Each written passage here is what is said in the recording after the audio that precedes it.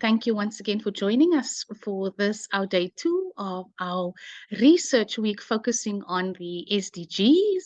And today we'll be focusing specifically on the theme of social transformation.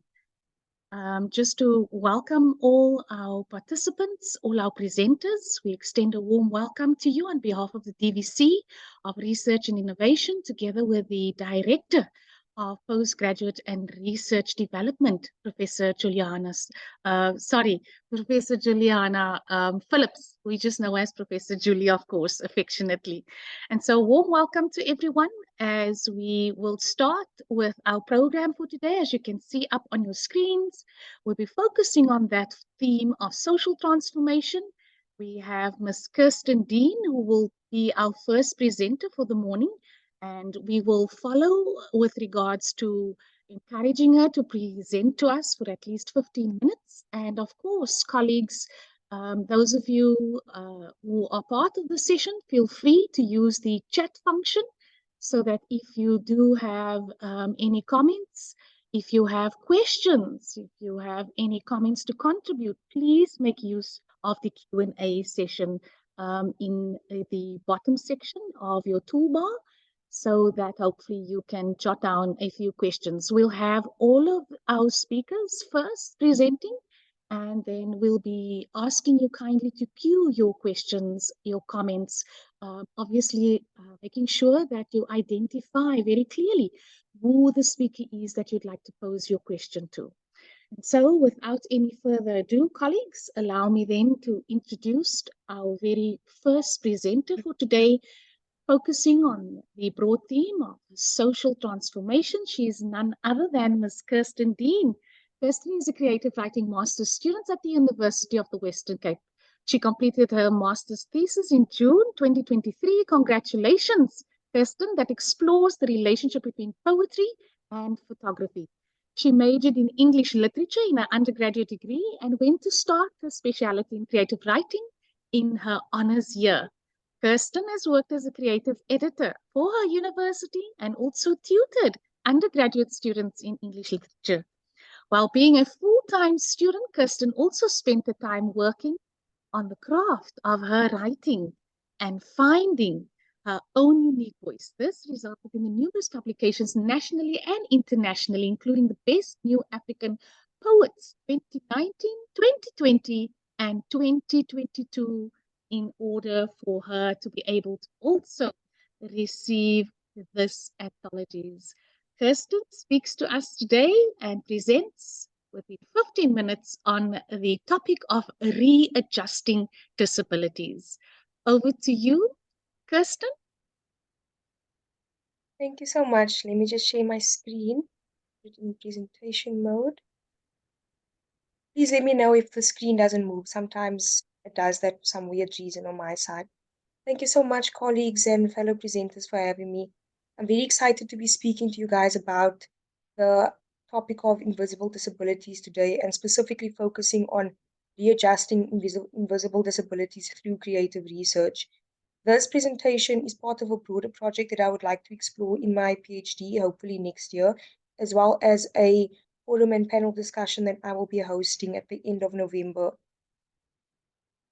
So, readjusting invisible disabilities. Firstly, what is a disability? Google defines a disability as the following: a physical or mental condition that limits a person's movement, senses, or activities. When looking at this definition, I found that the key word for me is limits. But the real question that we face is, what does it really mean if a person's movement, etc., is limited? What does it mean for the experience of life? Is there any way for us to understand this limited experience if we do not have a disability of our own? When I began exploring disabilities, I began with my own. When I was in my third year of my undergraduate degree, my mentor, Kobus Mooman, encouraged me to write about the things that I knew most intimately. We started with this exercise, which is called Write What You Know. Write about your disability. Write about your stiff hand and your bones that ache, but mostly only in winter. Write about how you're scared of winter, of the aches and pains that will sit in your left leg as you walk around pretending it's not there. Write about how you hate it. Write about how looking in the mirror and seeing your unproportioned body makes you afraid to ever write about it. Write about not knowing how to write about a body that is uneven. Write about the children at school. Write about changing schools because of the children at school. Write about how it hurts to write about it. Write about how stupid you feel for still being sad about a condition that was born with you. Write about the picture of you and your daddy in the hospital when you had that first operation. Write about your grade 5 teacher coming to bring your work to you at home. Write about how she brought snacks too. Write about feeling bad. Your mother telling you, sorry, I'm just trying to move the panel at the bottom. Sorry. Write about, sorry guys. Write about your mother telling you that there are people worse off. Write about your sadness not being validated. Write about thinking about wishing you weren't sad. Write about thinking about being happy. Sorry, I'm having trouble moving the screen now. Is it moving? No, it's not moving, Kirsten. Can you try Okay, again? sorry about that. I'm not sure why it does that. So where did I go from there? After this exercise, I began to think about where I wanted my writing to go. I knew that there was something in me telling me that I was destined to write about disabilities, for the fact that this is something that I have experience of, being born with left hemiplegia, scoliosis, epilepsy, and now borderline personality disorder. It was something that had to be done, but it had to be done in a way that would shine light on the power and importance of understanding disabilities, and that became my intention. I decided to focus on invisible disabilities for the fact that I noticed there's limited research on these disabilities that are not prominent to the human eye. So, what can poetry do in terms of experience and how? Poetry has the power to do many things. It can transform an experience, expose another, and bring some things to life. Poetry takes thoughts that are inaccessible to the human mind and turns them into words. It pulls back the skin to uncover new truths. Thinking about how this is done, I will be focusing on two poetic devices, mainly imagery and metaphor. Imagery is a tool that can be used to describe an experience in a way that the reader can visualize it. Therefore, the reader is able to step into it for a moment. This tool causes varied descriptions in order for the reader to experience the topic at hand. Metaphors use comparisons in order to present experiences that cannot be understood by individuals who haven't undergone them.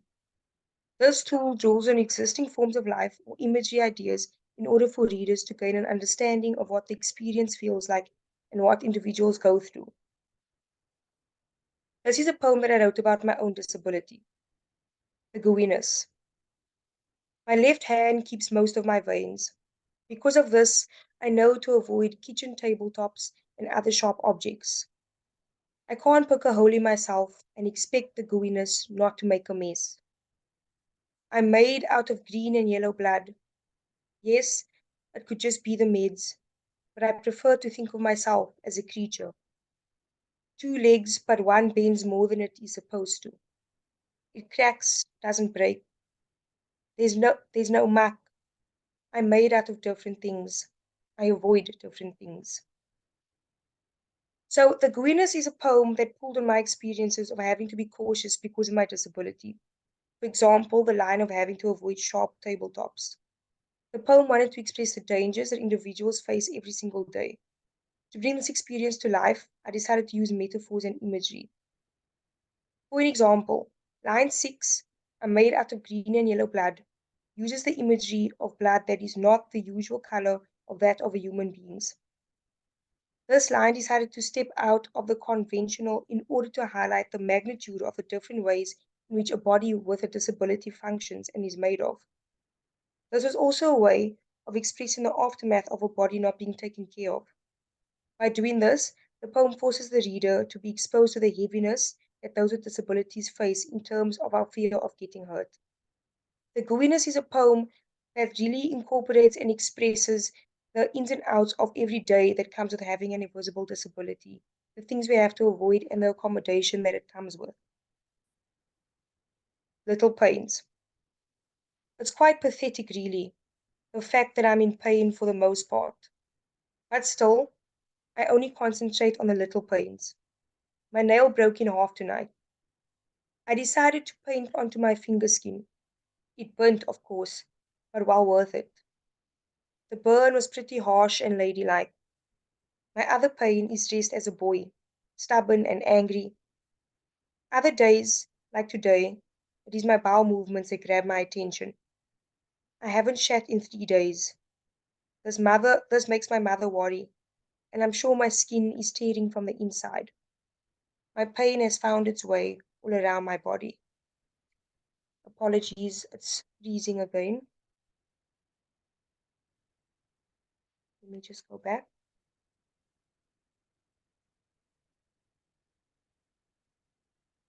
Oh, apologies, colleagues. I'm not sure why it's doing that from my side. Technical difficulties.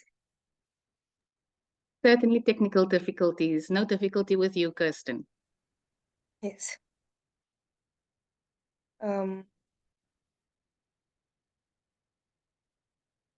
okay. The Little Pains was written with the subconscious intention to inform readers of the physical pain that those with disabilities have to face in their everyday lives. This poem uses metaphors mostly to get its story across. This proves as a strong tool of exploration and understanding in this poem the fact that the poem pulls the individual's experience forward by giving them a form of personification. For example, looking at lines 7 to 12. But well worth it. The burn was pretty harsh and ladylike. My other pain is dressed as a boy, stubborn and angry. These lines describe the different pains as being different genders. This is done in order to show the variety of pain that those with disabilities face. Men and women are extremely different, as we all know, and this poem uses that fact as a tool to highlight the differences that those with disabilities hold within themselves and their bodies. The poem provides a real-life example of contrasting things that readers could relate to, in turn helping the reader understand the contrasting physical state that those with disabilities have. So where did I go from there? I knew that I wanted to write about invisible disabilities, but I knew I wanted to do more and help those with different invisible disabilities tell their stories in an effective way. To write about the experience in a way that it could teach others something and give readers a moment of experience. Legos. She must cross the street, but first her baby must cry beside her. The child is not usual looking, missing hair and hands that stop growing at the knuckles. The mother carries similar things under her skin, bones that stop before meeting the layer of fat. She bends her back that is shaped like a banana to get to where her child is. He holds his breath. The mother holds the child's face between her hands. His cheeks sink in. The mother's hips do something like a dance, but something else. Something like the clattering of pots. The boy watches his mother come apart like his Legos. She buckles and cracks and gets smaller. What's missing is what she needed on her dressing table. A block for her hip and knees and back and bones. The mother's body lets out wooden bits, and the child picks it up, allowing his mother to cry before crossing the street. I interviewed a woman named Chantal Moshonga. She was born with congenital hip dislocation. This is a condition that occurs when a baby is born with an unstable hip. It begins with the abnormal formation of the hip in the early stages of fetal development. It often results in many things, but one of the common results is having one leg shorter than the other, which is what Mrs. Mashonga experienced. Mrs. Mashonga also has scoliosis, which is a condition of the back that occurs when the spine grows, curving more to one side of the body. I was very interested to get an experience of living with a physical disability, especially because she is in her middle ages and therefore has lived a life of length with a physical disability. When I asked Mrs. Mashonga how and when she had to adapt to everyday situations in consideration of a disability, this is what she had to share. One of the things that I've always have to carefully consider on an everyday basis is the distances that I'll be walking and where I'll be walking to. Because I have to think about wearing shoes that will allow me to have an insert that will raise my left hip, otherwise I'll end up having spasms. So I have to think about where am I going, how am I getting there, how does my hip feel today? Am I going to be strolling? Am I going to be able to have lots of breaks? I don't wear heels. I mean, I used to when I was younger, but they really mess with my hip. Usually people get put on an outfit and shoes and off they go. But I have to think about my hip. I have to put an insert in to keep my hips level. And it's quite, I notice it immediately if I don't have an insert in because I feel lopsided and my muscles start aching straight away. So this poem was written, Legos was written with the knowledge that living with a physical disability also means taking your body and its condition into consideration at all times. Interviewing Mrs. Mashunga enlightened me about her experience and insight that after living a long life with a physical disability, you learn and accept that you always have to be aware of the state of your body and what it needs. The poem Legos looks into and highlights the fact that there are consequences if you have a physical disability and do not take its needs into consideration. The lines 7 to 10, the poem focuses on what happens to the woman's body because she had forgotten what she needed to be comfortable at home. She buckles and cracks and gets smaller. What's missing is what she needed on her dressing table. A block for her hip and knees and back and bones. The mother's body lets out wooden bits and the child picks it up, allowing his mother to cry before crossing the street. These lines use the images of the mother's body falling apart to emphasize that when one thing that the body with a physical disability needs is forgotten, it affects the entire body. By using an image that has the connotation of a domino effect, the reader is put in a position to see and mentally experience the body that has to be cared for at all times in order to stay together. Am I still good for time? Have just a little bit on 1 minute to go, Kirsten, if that's okay with Okay, you. I'll share one more poem. So the next individual that I interviewed was a 20-something-year-old man with the name of Quaid Rumble. He was diagnosed with cerebral palsy at birth. Cerebral palsy is a physical disorder, is a physical disorder that many physical disabilities fall under, including left hemiplegia. Cerebral palsy affects the individual's ability to maintain movement and balance. The effects of cerebral palsy are often visible and noticeable by other individuals. My physical disability, left hemiplegia, is a form of cerebral palsy, and growing up, even today, people would stare and sometimes ask me why my body looks the way it does. Having a physical disability not only means that you have to learn to live in accept your different looking body, but it also means that you have to adapt and learn to accept that you will do things in your own way, and people will notice. I asked Quay to share his experience of having to adapt with me, and this is what he shared. What I do uniquely, I think, is running. So if I need to run somewhere, which I don't do every day, but I wouldn't run, I would skip. Oddly enough, it's not as cute as it sounds. I would skip to get to the place faster because I feel like skipping for me is faster than running. Quay shared his experience of having to do normal activities differently, even if they may look different. Quaid stated that it was necessary for him to do it in this way because it was faster for him, using reasoning to help him accept that he will always do things differently. The following poem, which I'll be ending off with, is a result of Quaid's mindset. The boy in the air. The trick is that the floor is lava, that you can't touch it, and that if you do, you might have bones left in the sand and it could turn into ringworms under somebody else's skin. The trick is to remember that to have that to have both your feet on the floor at the same time is to tear open your skin and let in the ants. Have one foot in the air at all times. Believe you can fly because you can, because it's faster and sillier and easier for you. Thank you. Thank you very much, Kirsten. Most inspiring and indeed transformative presentation. So thank you very much for that input.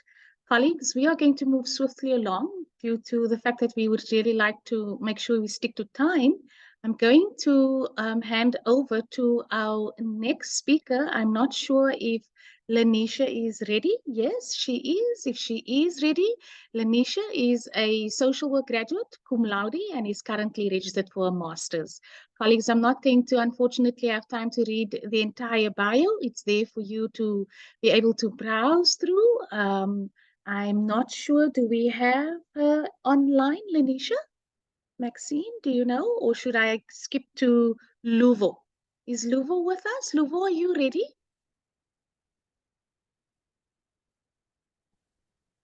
It doesn't appear as if Lanisha is with us as yet. Lanisha's So, not here, Dr. Nadesi, so we sure. can move over to Luvo. Luvo, are you ready? Warm welcome to you from the faculty that I hail from, Economic and Management Sciences.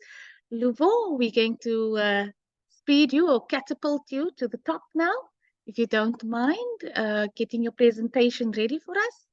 And of course, it is Mr. Luvo Matsoko who is going to present to us on the topic of investigating water and electricity service delivery on South African economic transformation. Luvo, are you with us? Hi everyone. I can hear you, Luvo. Are you there? There you go. We can hear you. I'm not sure because I want to switch on this like the camera, but then the network is so slow. So I was There thinking you go. We can see presenting you. without. Okay. I'm not sure. It says like not responding to me. I'm not sure if everything is okay. So, We can see you, Luvo. We can okay. hear you clearly. Do you have your presentation to present? Okay. Let me open. Yeah, it's just loading. Keep on loading. I don't know why because it's open. It's already open. Okay, do you want to start us off so long then? Yeah.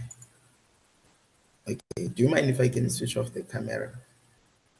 Please try to do so. That will make you feel comfortable. Okay. I'm sharing my screen.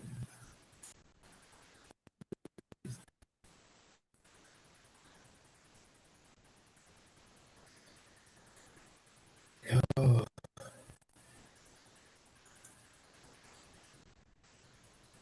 wait.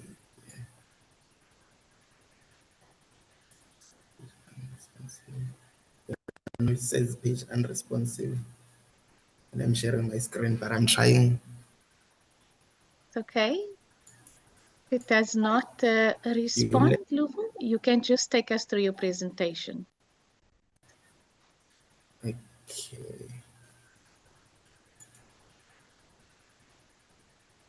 Okay.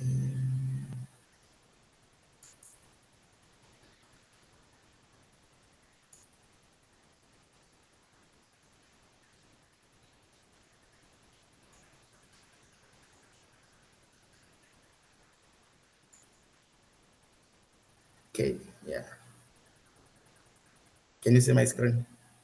It says you've started screen sharing, but we haven't. There we go. There you are. Now we can see your slides. Okay. Please do go ahead. Thank you so much. Over to you. Okay. Hi everyone. As you can see from my presentation, my name is Lovo. I'm originally from Eastern Cape. Yeah, and then I was doing my first year at University of Western Cape in 2018. I'm currently doing my master's. Yeah, I'm trying to complete my thesis. It's not yet done, but yeah, hoping that I'm gonna get it done as soon as I can. So my topic here is investigating water and electricity service delivery on economic transformation or economic development. So yeah, what sparked my interest in this topic is that it is the current issue that is going on, and I think you can see if you watch news, you're gonna see like the township that are always protesting with regards to water service delivery, and then the load shedding like nationally now because every day we have load shedding, might even cut now. So yeah, so my intention was to investigate the factors that we can try to solve, because I believe that there is something that we can do on our side to solve the issue of electricity and water service delivery. So yeah. So, okay, so my topic, I already mentioned my topic, which is investigating water and electricity service delivery. So the contribution of this study to the SDG. So I believe that like my study aligned with the goals of SDG. That is why I applied for this project. So yeah, I believe that this study can also help to improve, because I've reviewed the SDG goals, like in terms of reducing poverty, and my study is also is also going to help to influence the poverty level in our country. As you can see, like load shedding also affecting many businesses, causes businesses to fall, and yeah, because everything is not right about load shedding. So yeah, and also water service delivery, and it also make it hard for young entrepreneurs to go for the for their journey as an entrepreneurs, because of the risk. Because I was also reading the document for like Afroparameter. It's Sandam report, and Sandam is one of the biggest insurance companies.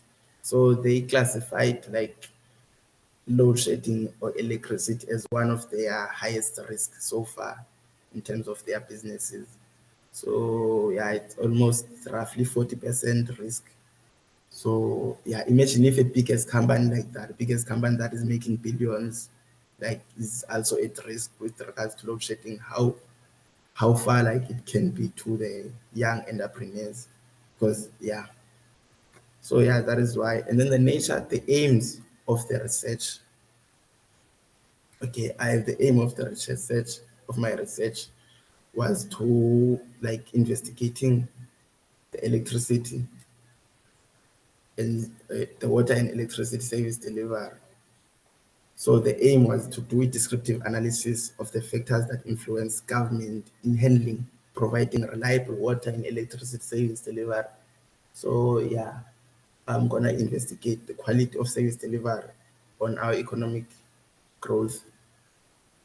So yeah, and then the nature of the study, I'm gonna use mixed method. Obviously, I'm gonna have to use quantitative and qualitative method, because you can see my study, like when you do like it's also like if I can use quantitative data only, I don't think it can be enough to make that conclusion. But then if I'm mixing like both quantitative and qualitative data, so I quantitative methods. So I believe that yeah. So the significance of the study, my study, I believe that it is very significant, because I also noted that there's an author called Nengwe Kulu in 2009. He believed that almost all government departments from national level to local level have found it nearly impossible to offer some services, and and when they deliver those services, they are frequently low of quality. So yeah, so that means that like it is very hard for government to offer some services, and when they do, it's most likely like it will be low on quality. So, and I think we also noticed that when it comes to government service delivery, even if you can go to Home Affairs, like the quality of service delivery is not always at best. So yeah, so I believe this is a significant, and also this list goes on when it comes to water and electricity service delivery. Like the quality is not that as good as it should be, because if you can see like what is happening now, like people are always protesting with regards to water and service delivery. We might not see it like here in where we like in University of the Western Cape, but then there are some townships that always go without water maybe once a week, or yeah, so it's very difficult to sustain their business as well. So I'm gonna go to the next slides, the existing model and the proposed model. Okay, the existing models I used, like these models are qualitative models. Yeah. So there are many models that have been proposed with regards to service delivery models, but then I picked two of the models that I think were more likely to conclude like the models, what is going on with the service delivery. So the first model that I picked was the modified quantitative service delivery model from Khalil and Adelebo. Their paper was in 2012. So they noted, like I cited here, like they noted with great interest that the majority of current models place strong emphasis on financing, handling resources, while ignoring managerial accountability, presidency, resource management, leadership, quality, framework, and conjunction with MDA's efficient and effective service delivery. So basically, this model, it emphasizes, like it's more like it's it emphasizes the factors that influence efficient service delivery. They say the managerial accountability, their transparency, accountability, and then they also mention funding management of resources. So the leadership as well. So these are the factors that influence basic service delivery. And then you're gonna see when I conclude, let's can go to the next slide. The next slide, like I also take another model from Nyamukati in 2004. Yeah, the model, like it consists of like legislative framework, like there are phases when delivering service, when delivering service. Okay, when you deliver service, so you can see there is phase one, phase two, phase three, phase four, phase five. So the first phase was to establish the vision strategy, and then internal and external analysis. So and then I designed this model, like obvious, like when every time when we have to deliver some services or we have to go through some projects, I believe that the compliance and performance should be emphasized, like to comply with this model, which is like which is like when considering like service delivery framework, and we also put together like with factors that influence basic service delivery, that influence service delivery. So the service delivery framework is starting like at the bottom. If you can see, like when you establish the vision, obvious establishing the vision, we need to take consider of the factors that influence service delivery. And then there is internal and external analysis and review of the options. And then we're gonna review the options, and obvious there are factors that are going to influence the service delivery. So that is when the risk come, these factors, which is leadership, like your resource management, which is accountability, and when there is implementation option, like when we implement something and there are risks, like in terms of resource management, are the resource going to manage? If you can see, and you can also see like there's a lot of corruption that has been reported, like some money is not no, they don't know where it goes. So we need to emphasize both compliance and performance, because I also believe that, like in my point of view, the performance is also one of the issue in government service delivery. Like they don't perform at their best. Like they always, I don't know, but their performance is very poor compared to private sectors. Even if you can take maybe like let's say certain product or services that government is offering, and then you can see, and then compared to the other like services from private sector, you can see the difference, like in terms of performance. So these are the three factors that influence the leadership, resource management, accountability of management. So this brings to, okay, here I concluded this model, like the service delivery framework. I made note like to service delivery framework, and then factors that influence service delivery, and then the efficiency of service delivery. And then for us to provide efficient service delivery, we have to consider these two factors, the factors that influence and the framework that we have. We always have to make sure that we match them at a feasible point. That is okay. So so we can go for, these are some political evidence that I've combined, like in terms of like service delivery. I believe that, as we mentioned, as we mentioned, leadership also include like political factors. And these are political evidence that I believe they also influence like e-service delivery. Like yeah, they has influence service delivery. People, of what people they are saying, and then everything. Yeah, they has influence service delivery, and we all know like the politics of what is going on. And also when it comes to electricity, I've noted a speech like whereby Zwelinzi Mavavi, and he's a former Secretary General of COSAT and the Vice Chancellor of Millennium Labour Council. Yeah, he had the interview on ENCA News. So yeah, there he mentioned that they have excess of coals, but then yeah, we still like we still have a problem of electricity. But they say they have more than 15 megawatts that are not being used due to limited capacity on ESCOM. So this, like, yeah, I trust this information because the source, like, yeah, the source that is saying this, and even this person, Zwelinzi Mavavi, is one of the people that is well known. So obviously he got the information that is correct. So in my point of view, I'm saying like the crisis of electricity can be sorted through the proper processing and restructuring of the resource. So they must have to these policies, this service delivery framework, they must review it and also take note into the factors that influence basic service delivery. Because if we have more than enough codes, but then we're still struggling, that means the issue, even if we can add more resources, it's still not gonna be solved until we change the way we're doing things, like the processes.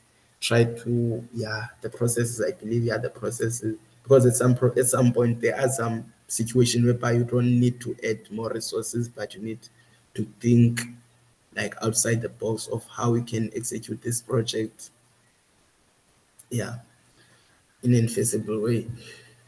Okay, so we can go for, and also the Minister of Water and Sanitation is currently Senzo Mchunu, and he also said that they have enough water. This thing is recent because these are the news that I was watching, like recent. This is this year. This thing happened this year. He said this year.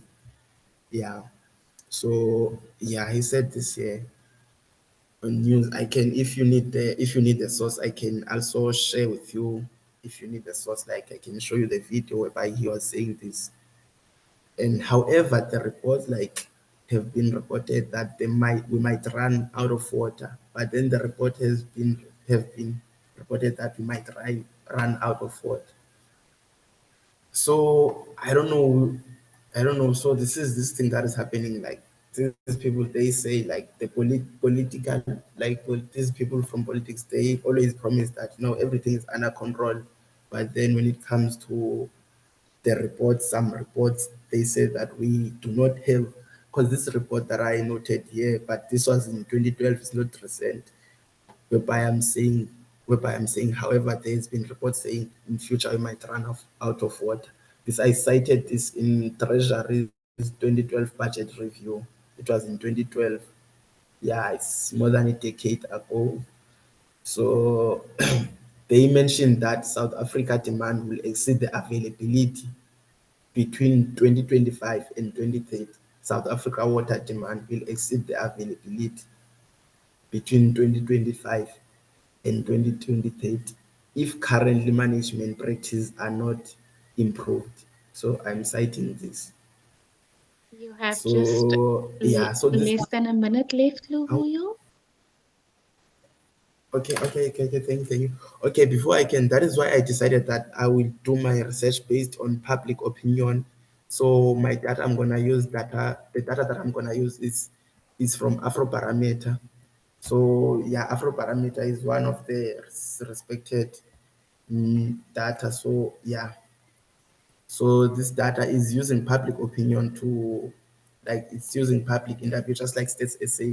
So yeah, and I've said like it offer timely, accurate information and opinions. And I'm gonna use the latest round, like I'm using the latest round 2019 to 2021. The method that I'm gonna use is the Ologit model factors. Yeah, I'm gonna see the factors that are statistically significant influencing water and electricity service delivery. So this data, this is how it looks like. This I just did this chart to see like how are we in terms of our public, like how do we believe that we are, how, like, where are we? So where are we? Like, yeah, you can see like people like in handling reliable supply of electricity.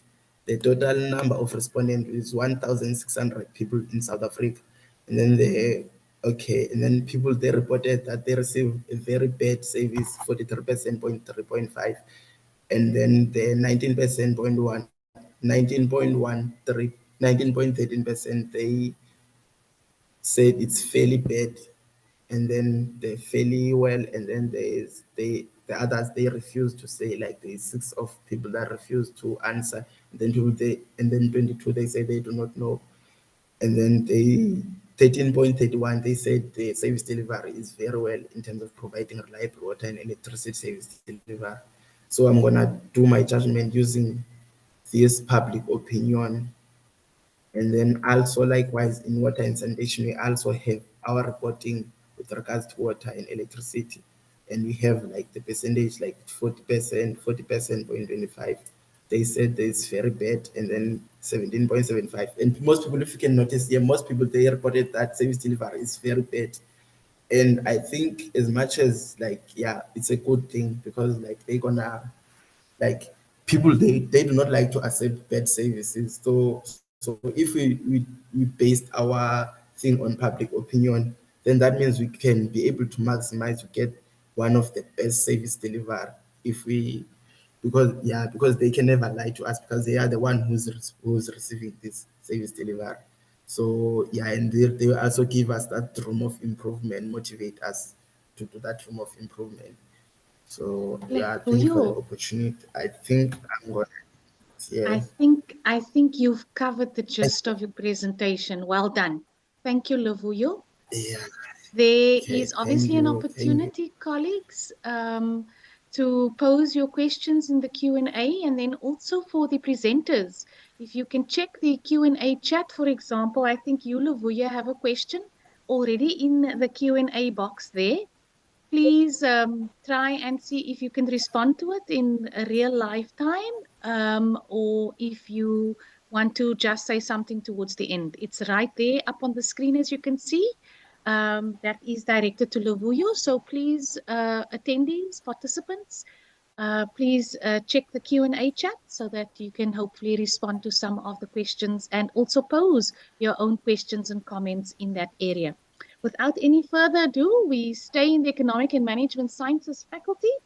Keenan Levendal is going to present to us on the topic of employee flourishing, career adaptability, work resources and resilience amongst a selected university staff at the University of the Western Cape. Keenan, over to you.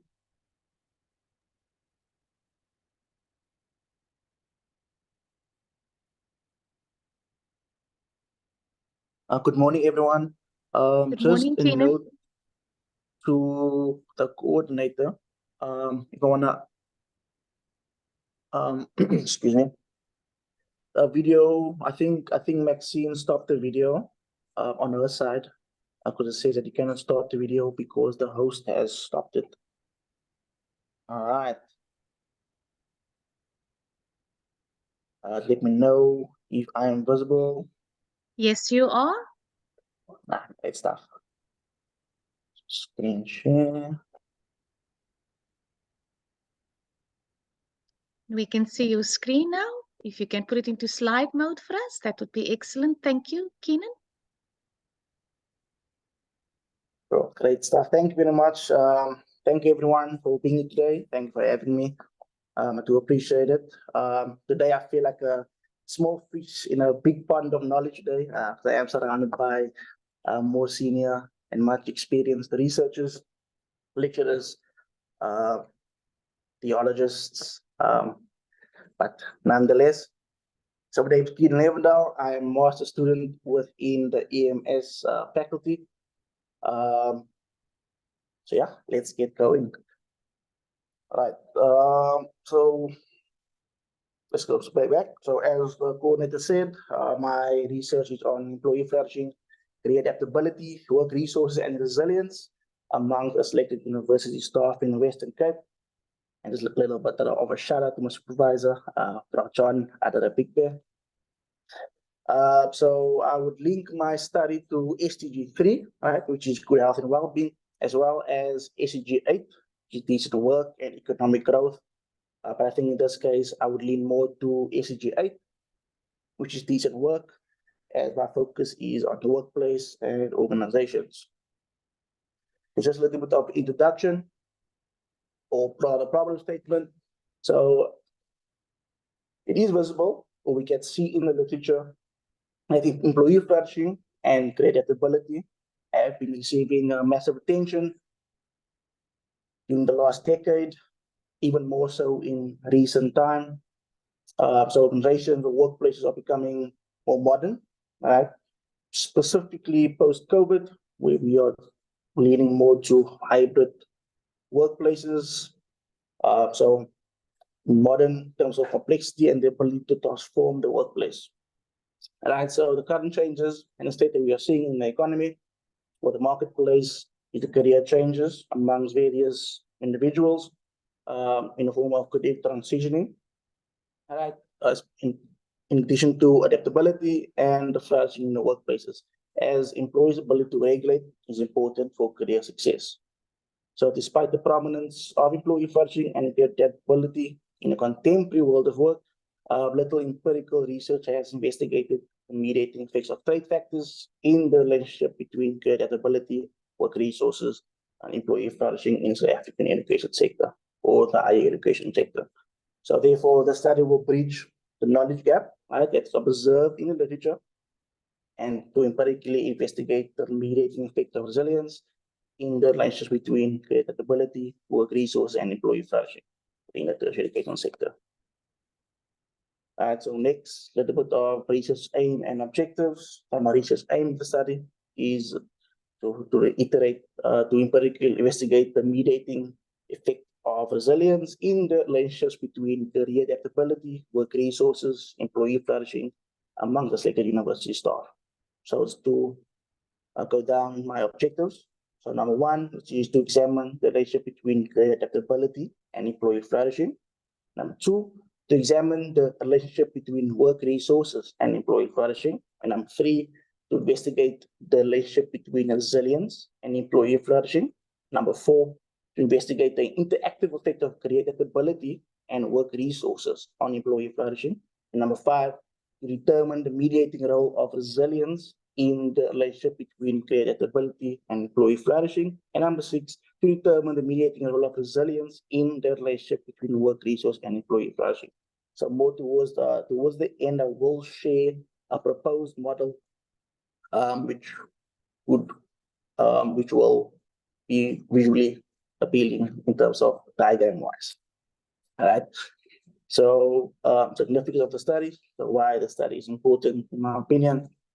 So the study will benefit a variety of stakeholders, right? So number one, so it will benefit employees within the tertiary education sector.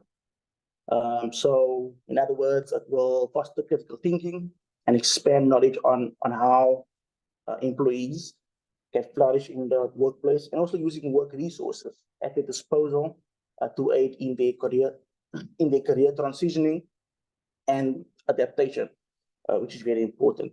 So number two, so the outcome also will benefit employers, right, operating within the tertiary education sector, and also those that are affiliated with the education industry. So in other words, the organizations that are spending lots of money are trying to find ways to be more competitive by financing recruitment, external recruitment. So this research will help these organizations operating within the education sector to dedicate the methods to retaining talented employees and to ensure that the organization stays successful. And then number three, we have the benefit of the government, so more specifically policies and legislation. So this research would serve as groundwork, all right, for of course to improve budgets for work resources, which could increase employee flourishing in the education sector, which is steered by government corporations. And number four, research outcome will benefit society at large. So through research partnership with other researchers, scholars, and affiliation with other organizations. This research will motivate the need for upcoming young researchers and scholars to conduct research in the higher education sector within their communities. And then just lastly, that will benefit the education sector itself. So this will aid in providing secondary and tertiary learning institutions with groundbreaking research through research data, to diversify the research articles, journals, and when pilot studies can be formulated and conducted in the sector. So this is a little bit on my theoretical framework. So I have 4 of those. As you know, my employee function is my dependent variable. Adaptability is my independent. Work resources is my second independent variable, and resilience is my mediating variable. So for employee flourishing, the theoretical framework there is the effective events theory. So just briefly, so this theory describes the association between employees' internal influences and their reactions to events in the workplace. Which will then affect their flourishing, performance, or their commitment or job satisfaction. My second framework is the deconstruction theory. So with this theory, it just highlights that employees employees should build their careers by implementing vocational behavior. So in other words, the career construction theory imposes that that employees need to impose competencies that they can utilize to identify and adapt to engage in with action that create a more fulfilling job and in a long-term their career. And the third framework, which is my job demands resources model. So with this model, so basically states that if an employee or individual work in a very demanding role, stress, or burnout, are experienced or would be experienced less when the organization provide sufficient work resources to support the employees. So this model can be utilized as an integrative conceptual framework for observing the workplace. So the aim is to increase level of work engagement and prevent burnout. And lastly, which is campus resilience framework, which is my last framework. So this basically, the framework basically points out the interaction between the individual and the surroundings or the environment. So suggesting that the interaction that happens between the individual and the environment creates an atmosphere for resilience to occur. So in other words, the framework focuses on stresses, right? Focus on stresses and challenges, which can be stimuli for building resilience. So just a little bit on my research methods. So my paradigm, or my research paradigm, I'll be using the positivist research paradigm. So basically, because the paradigm relies on measurement and reason in which knowledge is revealed from a quantifiable measure or observation of activity. My research design that I'll be using is the explanatory survey research design. So basically, I'm here to research or discover why something occurs, or to see if there is a statistically significant positive relationship between my variables or not. And then my study population and sample. So my study population of employees within my selected tertiary education institution in the Western Cape. And then my sample is comprised of male, female, non-binary, permanent employees in the institution in which I will be researching. There's a little bit of my sample size, calculation, and technique. So the current count. So as this research is still a work in progress, because I am currently at my literature review. Hopefully by end of this year, next year, I should move on to the section. I have received clearance from ethics committee, so I'm hoping to jump onto that end of this year. So just to go back to my sample size, it's just individuals holding permanent contract agreements, so my academic staff and professional staff. So a total to 1,506 employees. So we're using Rausoft. Rausoft is actually a very good application. We can calculate sample size.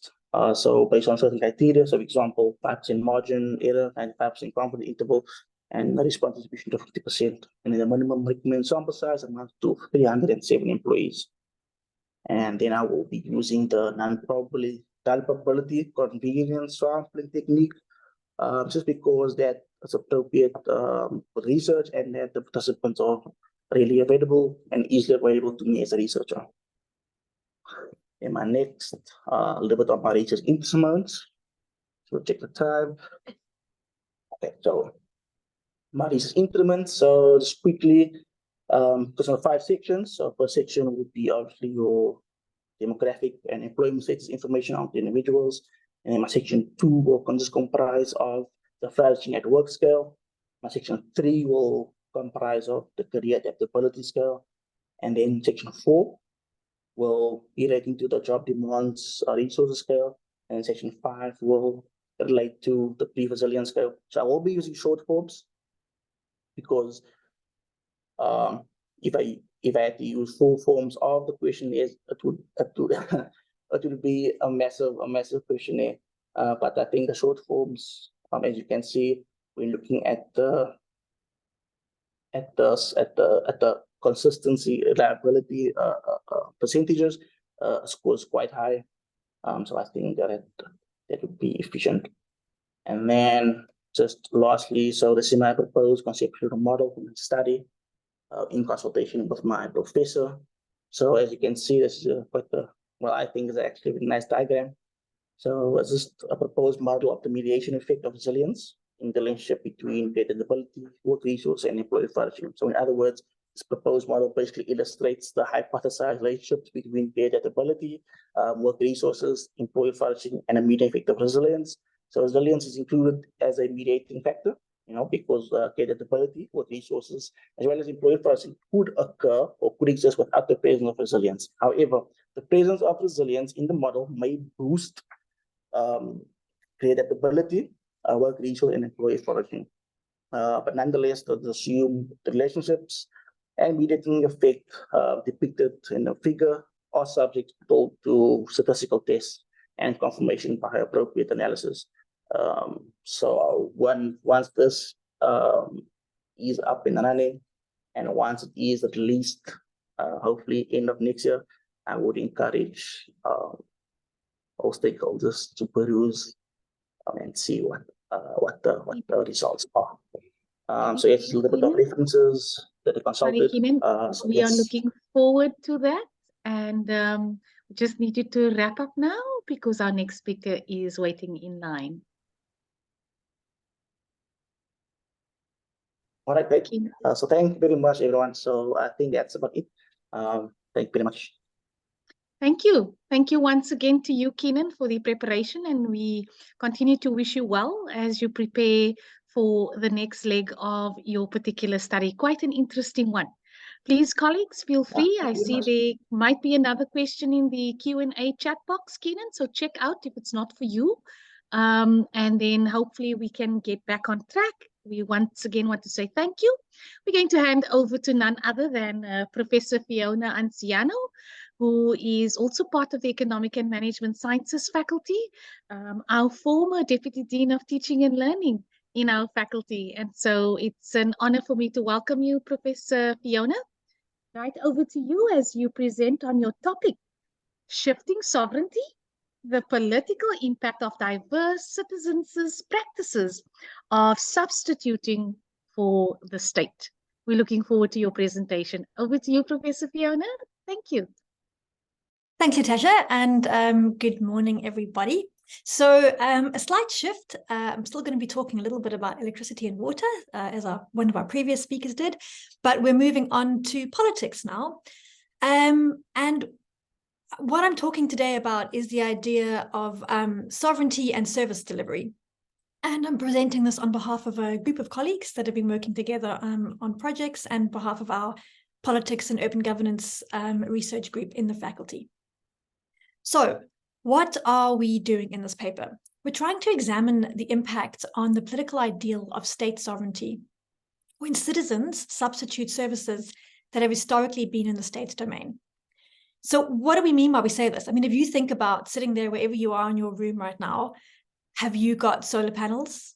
Do you have private healthcare? Do you have private education? Do you have a borehole? Have you done any of these things? Do you have private security? Have you engaged in any acts or pay for any services that have historically or traditionally or conventionally been seen as part of the state's domain, but are now effectively privatized? So that's the question and the issues we're thinking about. To what extent is this happening? But more importantly, what does it mean for the political environment in which we live? This is very much a cross-disciplinary piece of research, because I'm a political scientist, but I work on this research with urban geographers. And the reason why we're deliberately taking a cross-disciplinary approach is we've come to realize that technical issues and technical solutions to sustainable development goals, for example, are not necessarily always going to solve the issues we deal with. That the politics of these issues, the deep questions of power, authority, sovereignty, legitimacy, these actually have a very profound impact on how we think about sustainable development goals and eradicating inequality, for example. So our research highlights the rapidly changing scale and frequency with which citizens are substituting for the state in South Africa. And in so doing, are they negotiating new sovereign forms of space? We ask what happens when non-state groups, you and me and civil society, start delivering like a state. Are citizens negotiating new forms of sovereignty? So in order to answer these questions and engage in this research, we are employing two concepts. The first is that of informality. And informality is a concept that's known in many different disciplines, including economics, land, geography, politics. Essentially, it's the idea that activities that are not captured by the state are informal. And it has very much pejorative associations linked to activities of the poor or the marginalized. That's why we have the term informal settlements, for example. But while this concept has been linked to informal settlements, to the poor, to often activities that are deemed as illegal or extra state, actually research shows that it's not an exclusive characteristic of the urban poor. The state itself can and does act informally. That the elites or the resource wealthy or the resource rich, whatever term you want to use, is contested, but let's just say the urban wealthy, that they act informally all the time too, when they boom suburbs, for example, without permission. There are many examples of where elites also act informally. And claims about transitions between informal and formal practices are highly contingent, and they're deeply political. So these are not impartial or technical applications of laws and regulations, and responses to informal behavior is deeply political, not always necessarily following some technocratic or policy guidelines. So if informality is contingent and it's not in a binary relationship to or beyond the reach of the state, then its practice has quite a significant implication for theorizing and practicing state sovereignty. So what do we mean by sovereignty? So this is obviously a term political scientists know very well, but isn't always used in other disciplines. So essentially, a sovereign body is theoretically unlimited by a higher authority. So if we think about in our own democratic state, elected parliaments acting on our behalf of citizens are the effective centers of sovereign power. Contemporary state sovereignty is built on the capacity of the sovereign to impose exceptions. And this is a concept that comes from a researcher, Agamben, who argues and writes about exceptions to sovereignty, and saying that it is when the state can impose exceptions and say, well, we allow something that is different to take place, like a refugee camp, for example, but we give permission for that to happen. That's how you kind of think about sovereign exceptions or different exceptionalities, and that can relate to the idea of when informality is accepted or not accepted. In relation to urban informality, the sovereign is the entity that has the power to proclaim a state of exception, to determine what is informal or what is not. But sovereignty, our research and other research is showing, can also be a form of negotiated permissive space. So the heart of one of the issues we're dealing with here is, to what extent is it just the state that has the power to proclaim what an exception is? Or is it the citizens are taking on this role themselves? So sovereignty is in practice distributed around a range of state and non-state actors. De facto centers of governance and power operate at multiple scales beyond the state, from international globalization to neighborhood vigilante groups. So how have we done our research? Well, this paper is based on 4 different case studies across a range of decades, actually, and different research sites. Very briefly, we've drawn data from Imzamo-Yethu, an informal settlement in Cape Town, from Westlake Village, a low-income housing settlement in Cape Town, and then from those are 2 low-income case studies, and then 2 high-income case studies, Parkhurst, a suburb in Johannesburg, and then we've looked at boreholes and solar power in Cape Town and Johannesburg in wealthy elite areas. So what have we seen very briefly across these 4 sites? Well, in Imzamo-Yethu, where does sovereignty or exceptions or informality reside? Here we can see a very clear case of this where it comes to policing and crime. In Imzamo-Yethu, there are non-state patrollers that dominate the policing of the settlement. The state can't police the crime there. They can't identify and prosecute persecutors and perpetrators. So a vigilante group essentially controls the security of Imzamo-Yethu. In Westlake, how have citizens supplemented or substituted the state? We see this happening where low-income residents have to provide additional services because the state services for the size of their dwellings, their households, is completely inadequate. There are far more people living in the homes than the state services account for. So they have to afford additional forms of energy, bring in their own water, manage their own sanitation. In the wealthy area of Parkhurst, we've seen how wealthy residents and ratepayers associations have effectively gone off-grid in multiple different ways, have formed their own very strong and quite dominant ratepayers associations. And this has happened, the off-gridding has been a response to sustained power cuts, the need for access to electricity, the need for their own internet services that are reliable, and the fact that the state hasn't been able to provide these service delivery responsibilities. And then we've also seen across our cases that wealthy residents have on a significant scale implemented boreholes and an even greater scale implemented solar panels. And both of these cases have been exponentially growing over the last 5 or 6 years. Off-grid water, off-grid electricity. How does the state respond to this when citizens supplement for the state or substitute for the state? Well, in the case of Imzamo-Yethu, the police have essentially had to look away, turned a blind eye. The police station is about 200 meters, an invisible line of sight of where the vigilante group, the patrollers, have their own head office. And the police know they're there and they accept it. And they look away when activities occur that aren't really within the rule of law. In Westlake, the state has responded in a different way. They've got frustrated with the actions of residents, essentially saying, why aren't you behaving more rationally? Why are you not behaving according to our rules and norms? Why are you trying to do more than the state has given you? But actually what residents are demanding is not less from the state. They don't want the state to look away. They're saying, we want more from you. And so actually our actions are not irrational, and neither are they destructive. In Parkhurst, in the wealthy area, the city of Johannesburg and City Power, they are concerned about their implication for secession, what will happen if everybody moves off grid, but they've had no visible response. There's been no clamping down. There's really only a general concern about the city's finance strategy, but otherwise the ratepayers and residents are allowed to do as they wish. In Johannesburg, and Cape Town, in terms of private water investments and solar investments, but in this case specifically water, there have been policies to regulate the installation of boreholes, but these are not consistent across cities and they're not enforced. So if residents, again, are effectively left to self-provide. So what do we see here in terms of informality and sovereignty?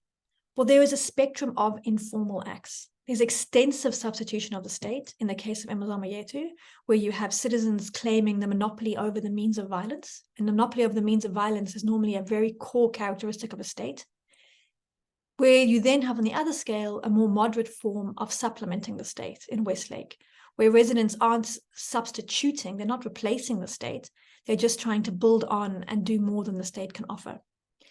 But arguably all demonstrate the creation of a form of negotiated sovereignty.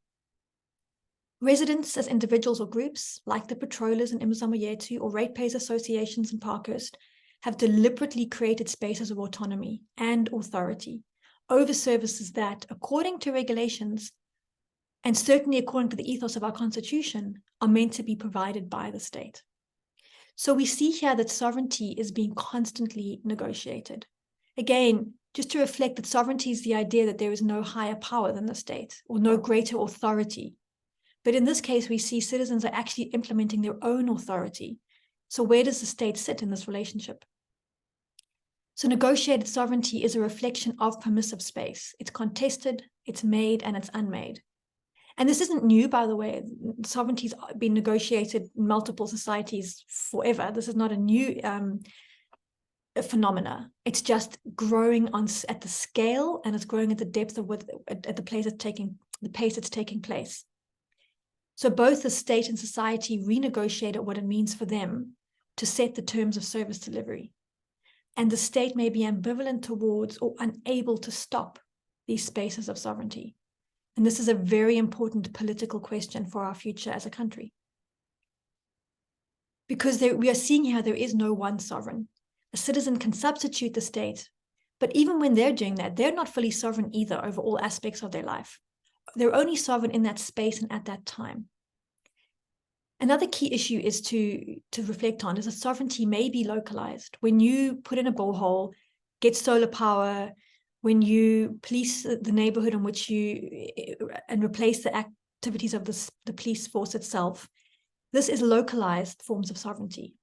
But the reality is the impacts of this localized action are actually not localized. The cumulative impacts of thousands, tens of thousands of South Africans going off-grid by getting solar power has changed the national configuration of energy provision.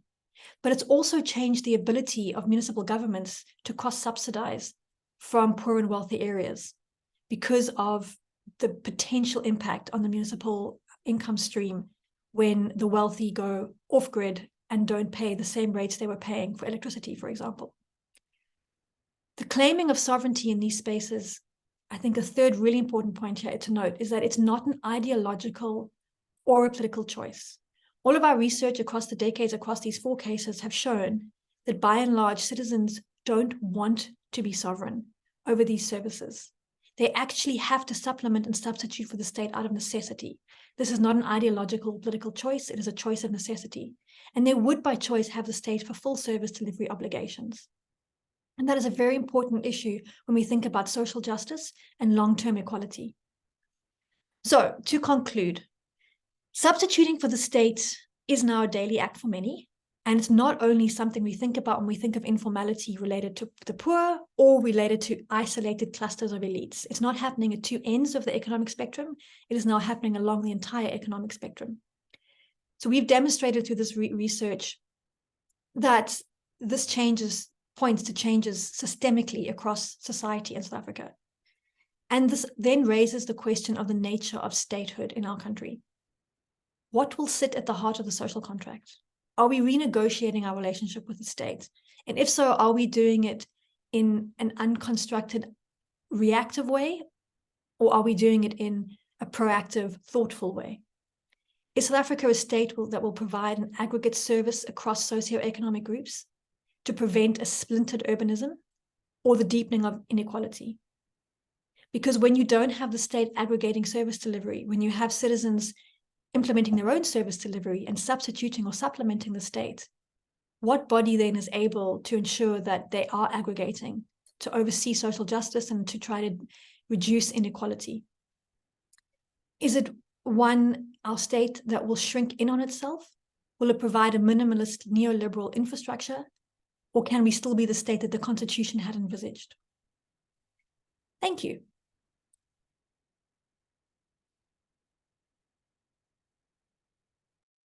Thank you very much, Professor Fiona, for that insightful presentation. And of course, seasoned presenter, spot on, together with all our presenters thus far. Thank you, Professor Fiona. Colleagues, I'm going to again encourage you to use the Q&A chat. I've jotted down a few questions. And so with not wanting to take up any further time, I'm going to ask if Boitumelo is ready, if she can just join us, because we will present now for the next 10 minutes or so which will take us into our Q&A session, colleagues. So those of you who still have questions that are busy percolating, please pour your cups of coffee after you've percolated those questions in the Q&A chat for us to have an enriching discussion during the Q&A session. And so I'm going to hand over to Ms. Boitumelo Pani, who is also part of the Economic and Management Sciences faculty. She will present on the topic Universities as Sites of Protection, Gender-Based Violence, and the University of the Western Cape. Boitumelo, we are all yours. Over to you. Thank you so very much. Thank you so much. I'm busy running around because there's load shedding. Hopefully everything goes well. Please tell me if there's any technical issues on my side and I'll try to resolve them. We can hear you loud and clearly, Boitumelo, so you can go ahead. And thank you for being proactive regarding the load shedding. Thank you so much. Okay, I'm going to try to share my screen. Hopefully that's fine. Okay, you should probably see that. We can see your slides, yes? I'll just do this. Okay, all good? Fantastic. All yours. Okay. Okay, so like it was said, my name is Boitumelo Papani. I am an MA graduate from University Western Sweden. I am also, like the previous speaker, a member of the Politics and Urban Governance Research Group. And yeah, it's located at the Political Studies Department in the EMS faculty. So thank you so much for having me. And my presentation is around the University as Sites of Protection, GBV, and the University of the Western Cape. So just to begin, I'd like to contextualize the paper itself. So there's a common belief that universities play a protective role in crisis, both inside and outside of campus walls. But this role has been poorly understood. While they are also not immune to the challenges faced by broader society, the university has been noted to play a central role as incubators of particular ideals, and usually social justice ideals, as collaborators with civil society or activist groups, as instigators of activism within itself, so through university structures, students, academics, so on, and also in collaboration with civil society groups and those activists working together. But they're also known as protectors of particular knowledge systems and vulnerable communities. And this is where kind of the research is situated.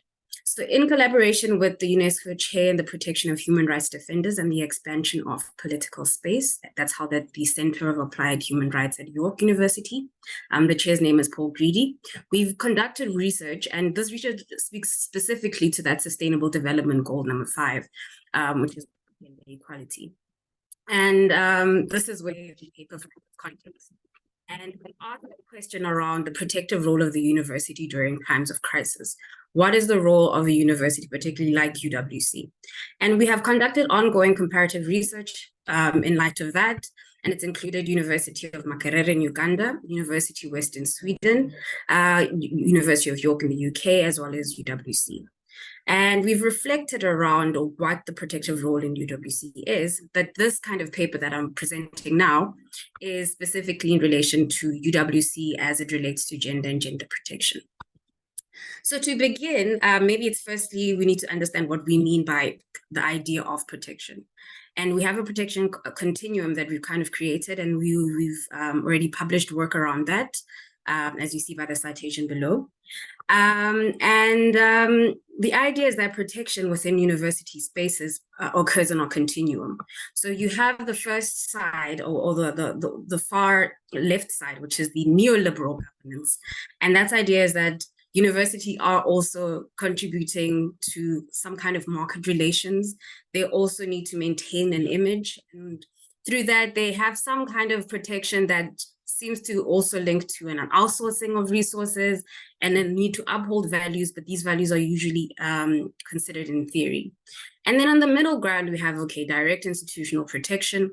And this protection tends to be linking to the existing structures and the kind of tangible actions within the university spaces. So these are direct actions.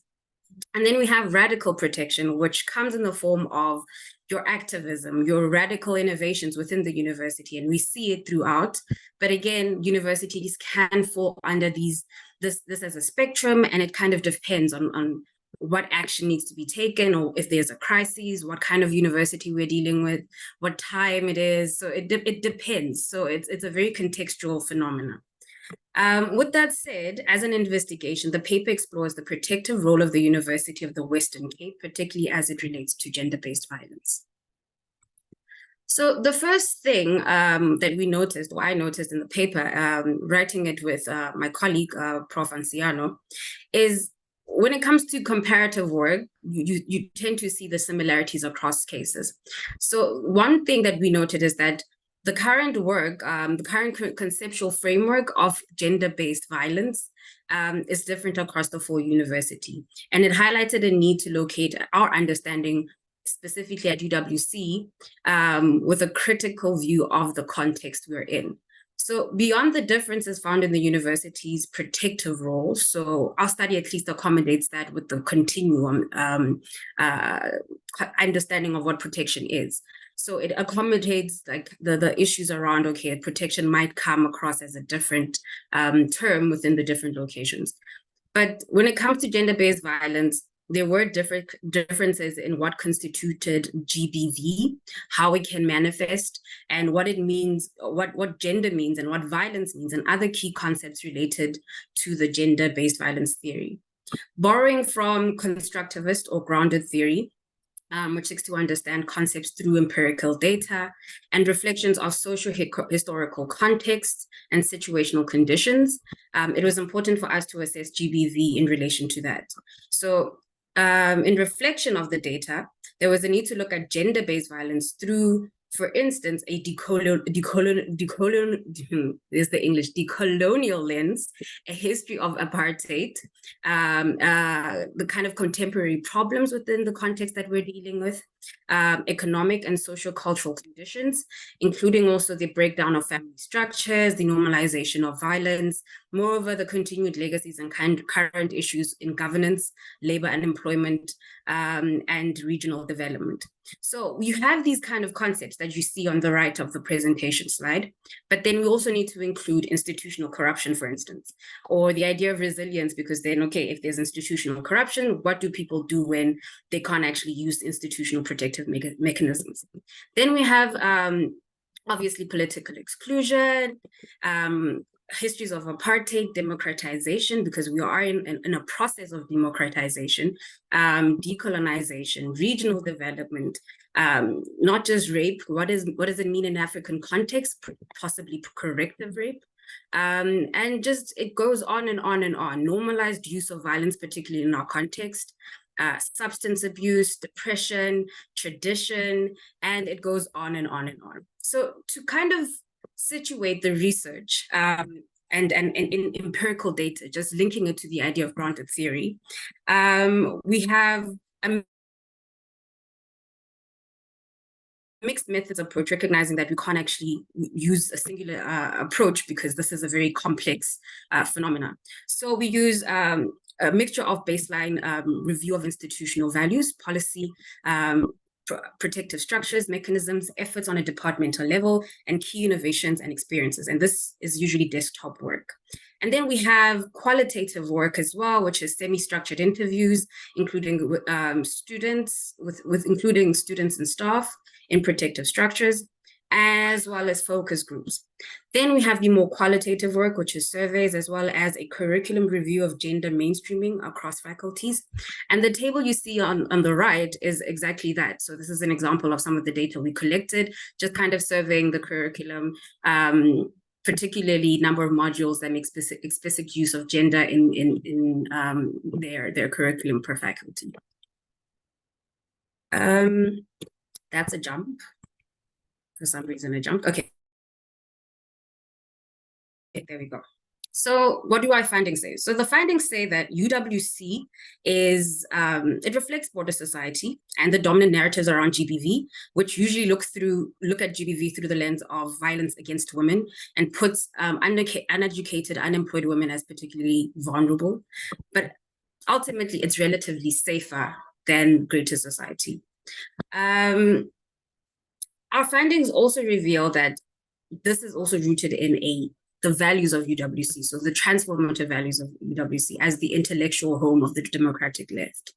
It also sees that comparing it to the other university that we studied, it makes extensive coordinative efforts that are research-based to kind of create a policy that speaks on different levels. So our specific policy is a sexual violence policy that protects staff and students, and it has victim-friendly facilities, trained first responders based in and outside of the university, a curriculum of liberation, as one interviewed staff member put it. And also on a departmental level, there's a number of innovations that come from different departments within the university and offices within the university. And then on an experiential level, there seems to be more a greater sense of freedom when it comes to how you belong in a university, particularly gender freedom. And you can see it with a quote from a particular student who was interviewed. And she says, from my own community back home, like, you don't talk about, you don't come out. I feel like if I say something different than what is considered as normal, you know, I will be putting myself at risk. So this particular student identifies as queer. And you can see here that there is a general sense of safety when it comes to UWC.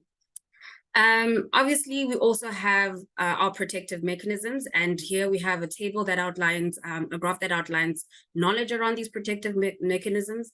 And for the most part, students are aware, students and staff are aware of the protective mechanisms that exist. So we can be proud of that as UWC. But then we also have a number of challenges, and these can be called problem areas or policy gaps.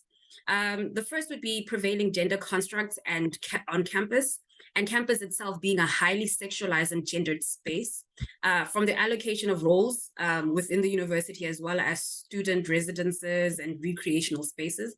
So if you look down here, you'll find in one of the images, there's Condom Square. We never questioned why we call it Condom Square, but it made it to Google. So yeah, I went to Google Maps. Then there's the idea of the bystander and the culture of silence within the campus where GBV is concerned. And we can link this culture of silence to fears around backlash, both by victims and the bystanders themselves, which have led to high levels of underreporting within the university. And some kind of noted reasons why there's such a high level of underreporting are lack of trust in the protective structures within campus, as well as a lack of trust with the campus community itself. So again, fear of backlash. On top of that, there's also the idea of resiliency. Students tend to just want to handle things themselves or find ways within their own capacity to handle a case of gender-based violence. And again, this can also become a very problematic thing because then we have a history in protest, or what we call community justice, as we experienced a couple of years ago. So this is a policy gap as well. But on top of this, we find that there's also the issue of how do people then report? Do we create safe spaces for reporting? Yes, UWC has victim-friendly facilities, but there's an issue when it comes to how people can do so, for instance, in a context of the power relations of the university. So can someone feel safe knowing that they can anonymously report their name? The power structures within the university might result in some unwanted consequences for them. So on the one hand, a case requires a victim, a named perpetrator, and a transgression to be validated for it to actually be considered a case, both within the university, but also on a level of South African police services. But then on the other hand, there is evidence of consequences when it comes to exposing one's identity, particularly in a university and the power relations found in it. So yeah, other consequences within the other gaps within the university include the outsourcing of protection. So that becomes an issue of South African police services, but also the different structures the university works with, like the Tutuzela Care Center, which works closely with the university to not only train, but also handle some of the GBV cases as it comes out. Can students trust these external entities? And is it even convenient for a student to think, oh, well, I'm going to take a taxi or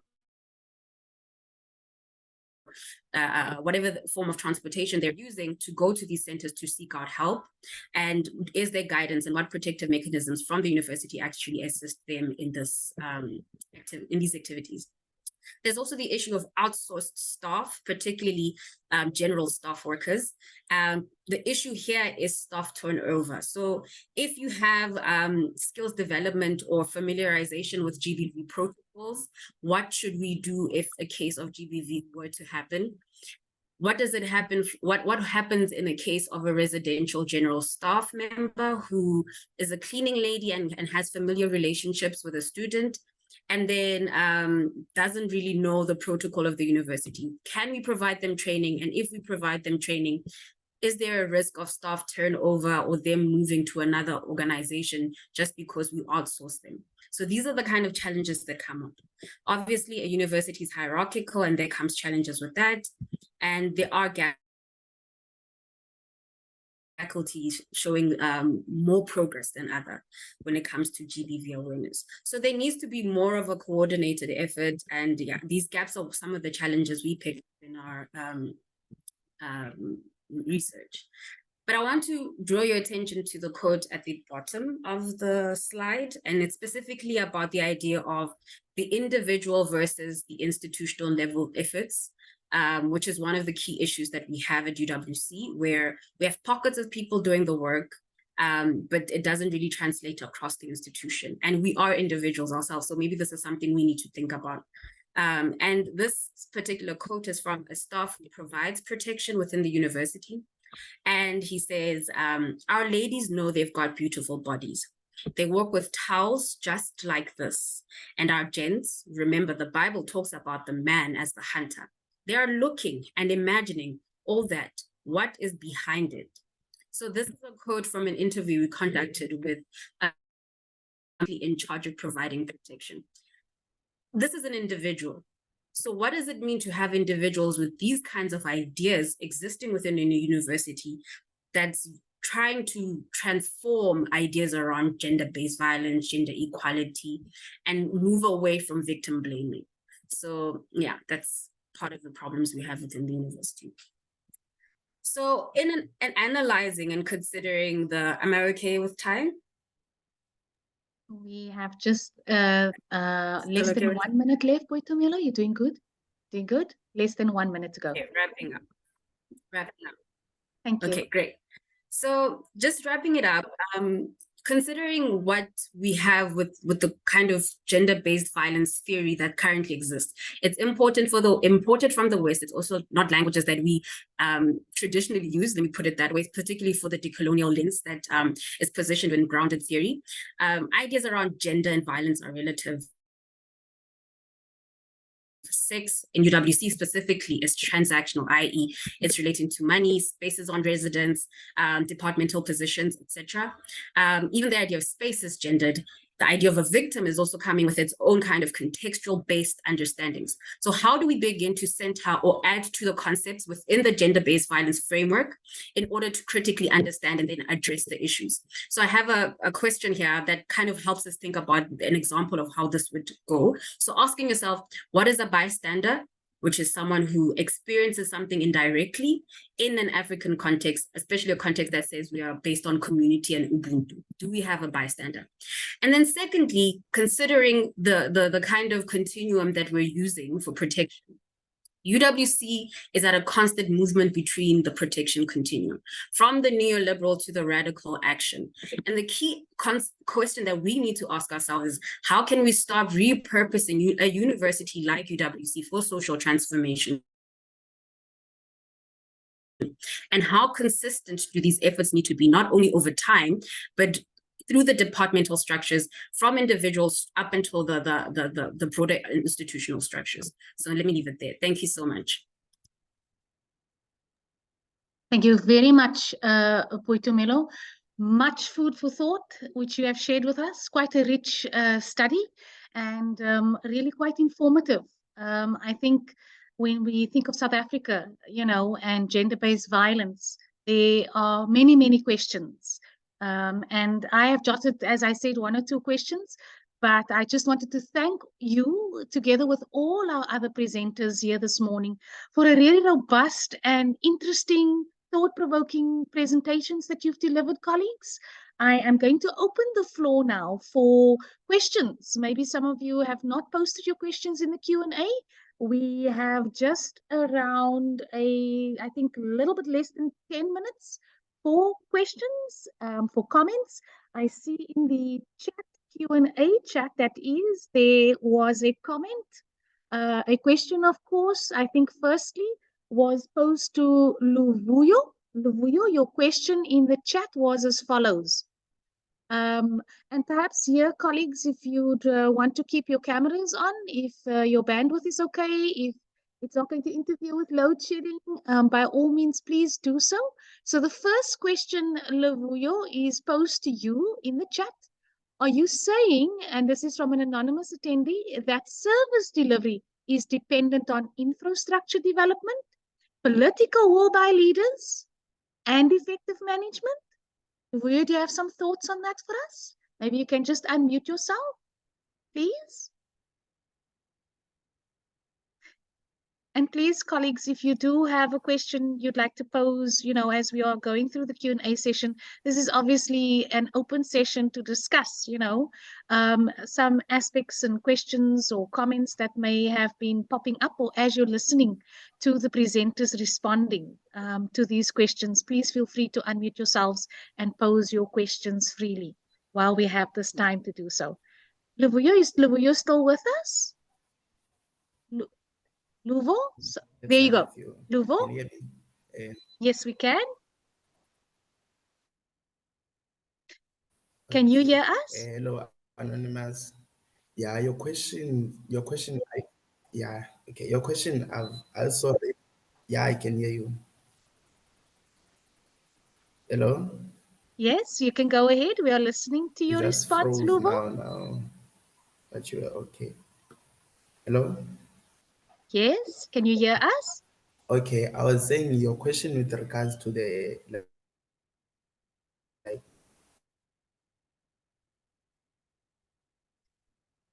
infrastructure affect.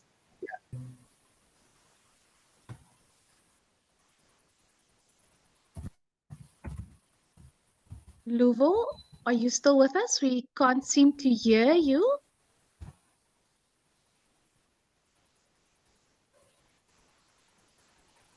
Okay, I don't know, maybe it's because of load shedding, because the network. It seems as if load shedding is problematic on campus. I think there is load shedding until 12:30 today. Like you are frozen. Dr. I'm not sure if maybe I can talk okay. Go ahead, Sibu. Can I talk?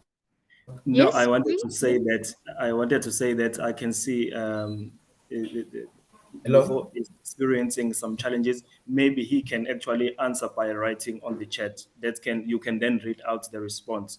So I think that can actually work. That is what I was going to suggest, Sibu. Luvo, if you have a second to respond to that answer in the chat, because the connection is very bad due to load shedding being experienced on campus. Moving forward, there is also a comment in the Q&A to thank you, Professor Fiona, terrific work. I think it's Bradley Rink. He says, or she says, I don't have a question, but just wanted to say that this is important work and I would enjoy using it in my teaching. Is that your intention, Professor Fiona, or was this research intended for us to perhaps, look at our civil society? But wow, look, it's actually going to also seem to be relevant for teaching. What are your thoughts on that, Prof? That's a lovely comment. I guess we're meant to always integrate our research into teaching. So, I mean, the thinking about this particular paper is really just more to kind of prompt thinking around where are we going in our relationship with our state, perhaps unthinkingly or unintentionally, even worse. So that it's really to get that thinking going. And if it's a useful tool to use to engage with students and say, how does this relate to your life and the choices you make or are forced to make, that would be fantastic. Yeah. Fabulous. Thank you, Professor Fiona, and thank you to Bradley for being one of our attendees today and posting that interesting particular comment. We have another comment, and I think, Poitumelo, if you are in the Q&A, you will see that it is Mandla posting saying that he or she doesn't agree with the fact that UWC is relatively safe. And even though there's mechanisms in place, or there are mechanisms in place, but they relate to is even though there's a policy on sexual violence, but it is not followed. So it would seem as if it looks good on paper, but translated into practical purposes is where the challenge is. Would you agree to that, Poitumelo? Your response, more than welcome. Okay, thank you so much, Mandla, for the question. Hopefully my internet isn't too bad, but I definitely agree with you. So by the term relatively safe, we're comparing it to outside university walls. I think that's the first thing that we need to start doing. And our data reveals that students definitely feel a lot more safer in campus than they do outside of campus. And you can even see it with residences outside of the university campus and residences inside university campuses. And you can see that students feel safer. When it comes to the sexual violence policy, here comes the idea of the individual level versus the institutional level. So who do you have in a particular office to handle a crisis? And does that person follow through? You're talking about cases with SRC presidents and just security themselves violating students. This is something we also find, and this comes with the idea of trusting the university structures. Students generally don't trust, I think like most South Africans, we don't trust our institutions. And this is where the idea of resiliency comes, where students try to actually handle matters on their own.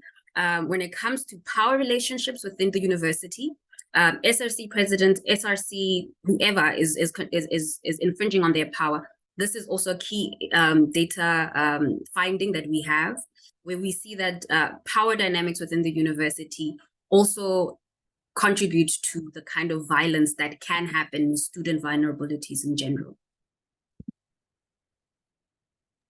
Thank you very much, Poitumelo. I think the comment is quite extensive, and your response has been aptly recorded and noted in that regard. I am particularly looking at our time. We are 1 minute into moving into our next session, but I can see that there is perhaps just a comment from my side to our very first speaker, Kirsten. If you're still online with us, maybe just a quick question. You are? Quick question. Would you say that you've transformed your pain into your own power through your research? I love that question. I think that I've definitely transformed my relationship with my disability and how I look at it and how I view it. I think I have turned it into a type of power in the sense of I'm able to do things in ways that other people wouldn't think of. I'm able to experience the world in ways that other people are not able to. So I would definitely say yes, I have. Thank you. Thank you very much, Kirsten. I think it really is remarkable that you are able to really be that resilient and teaching us and making us aware of just how privileged some of us are, but also just the power that lies within. Colleagues, I had a couple of more questions that I wanted to queue for Keenan. Keenan, if you can keep it to 1 second, why have you decided to include academic support admin staff in your study as well? Very quickly, why did you decide to include those participants? Is Keenan with us? Keenan is already. Hi, hello. Yes. Sorry about that. I think it's also got to do with I've been a staff member of the university for quite a while. So I think they're very close to my heart, and I think because I want to get the studies regarding the university out there in the world, and put the university on the map. And yeah, I think that is my way of just doing research and and sharing it with others as well. Excellent, Kenan. And I think it's a good step forward because it definitely, hopefully, will provide you with a nice holistic overview, So thank you very much once again, colleagues, for your time, for your effort, for making sure that the Springboks prepared your nerves for those who presented for the first time today. Those who are more experienced, thank you for your particular mirroring of confidence so that those of us who follow in your footsteps, we too can continue to draw from you and be able to continue to put excellent research out there in the future. Thank you very much, colleagues. We are going to be moving into our next particular part of our session. Without any further ado, Professor Julia, I see you are in our midst. Are we doing okay for time? I can proceed. Is Douglas with us? I'm almost wanting to ask, is Douglas in the house? Is Douglas with us? It's only a pleasure, Professor Fiona. Always great to be working with you. Lavuyo, thank you to you. Douglas, if you are here, is Douglas with us?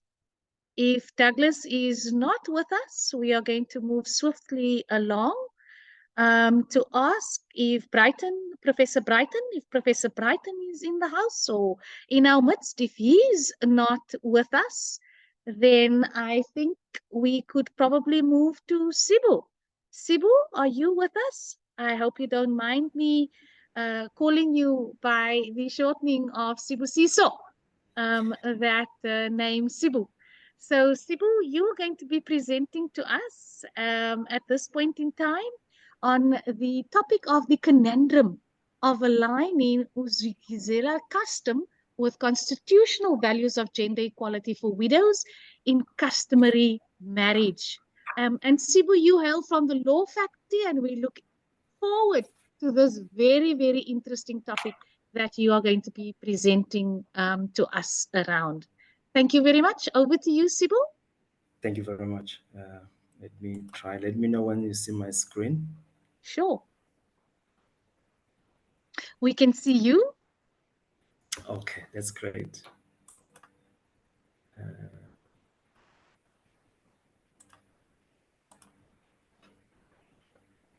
We're happy to have the law faculty part of our particular research week as well. So well done. It's a nice spread of all the different faculties involved. Great job to Professor Julia and her team. There you go. We can see your slides, Sybil. If you're going to put it into slide mode, you're more than welcome to do so. And I'm handing the floor over to you. Thanks, Sybil. Thank you very much, Professor Nesi.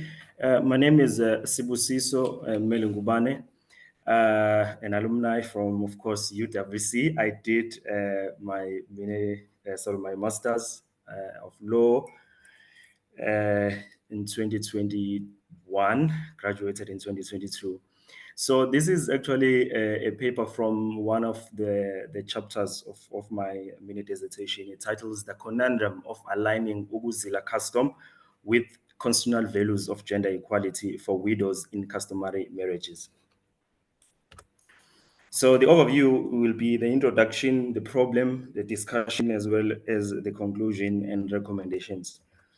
Now, the aim of this particular paper sought to determine Ukuzila custom if it can be aligned with the constitutional values of gender equality. So this chapter came about because the thesis itself was actually investigating if the spousal mourning violate women's rights married under customary law. So this paper is based on the constitutional values of gender equality under Section 9 of the Constitution. It also draws its inspiration from the Sustainable Development Goal number 5, which is calls for elimination of harmful behaviors and all types of discrimination against women.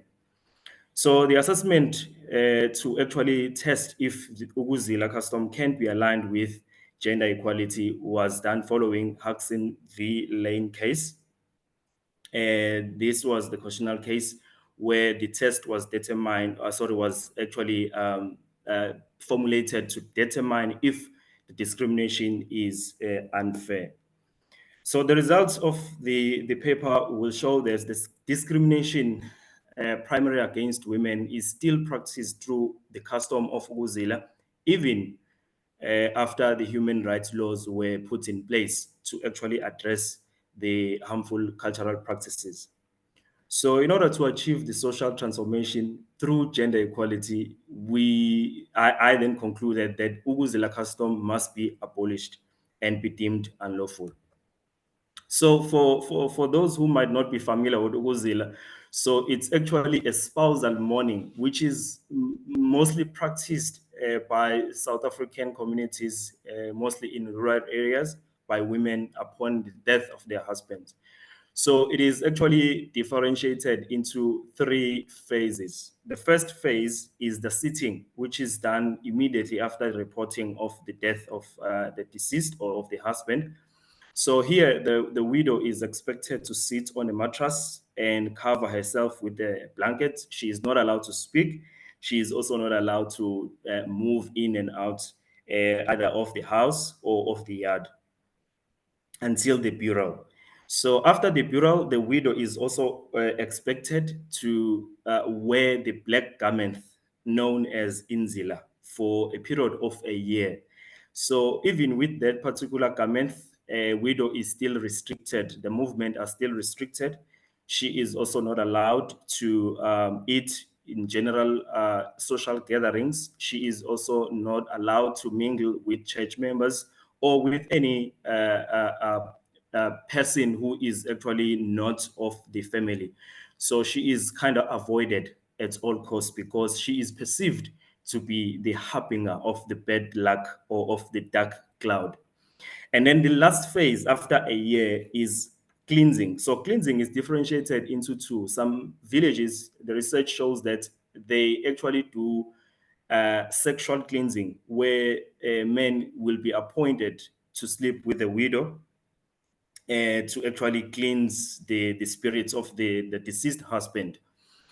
And then the other cleansing involved herbs and other animal remains that is used in the river to actually also remove the bad luck or the spirit of the dead or the deceased husband. Now, what is the challenge with this particular custom? Firstly, it differentiates between men and women. So only women are coerced to do sitting. Only women are coerced to wear the black garment called inzila for a period of a year. And only women are secluded, restricted to attending any social gatherings. And this is not applicable to males. And the sad part is these differentiation are not justified culturally or otherwise. Now, the Constitution of South Africa protects women and everyone, and it's also guarantee various rights, including Section 9 of the Constitution, which is the right to equality, Section 10, which make provision for right to human dignity, Section 12, right to freedom of security of a person, right to freedom of religion, belief and opinion, which is Section 15, right to freedom of movement and residence, which is Section 21, and also right to culture, Section 30 and 31. So ukuzila is a cultural practice, and it is then protected by Section 30 and Section 31 of the Constitution. However, these two sections consist of what we call internal limitations clause. So in other words, the practice of any culture may not be exercised in manner that is inconsistent with the provisions of the Bill of Rights. So ukuzila custom, as explained with the three phases, it's contravene with the right to equality, it's contravene with the right to human dignity, it's also contravene with the right to freedom of security, right to freedom of religion, belief, and opinion, right to freedom of movement and residence, as well as rights to culture, because widows are not allowed to choose whether or not they want to participate in this particular practice. Now, we also have an anti-discriminatory law, which is called the Promotion of Equality and Prevention of Unfair Discriminatory Act. So this particular act places a positive duty on the state and all persons to promote equality. So Section 6 of this act provides that neither the state nor any person may unfairly discriminate against any person. And then Section 8A and D provides that any practice, including traditional and customary practice, which impairs the dignity and undermines the equality between men and women on the basis of gender, must be prohibited.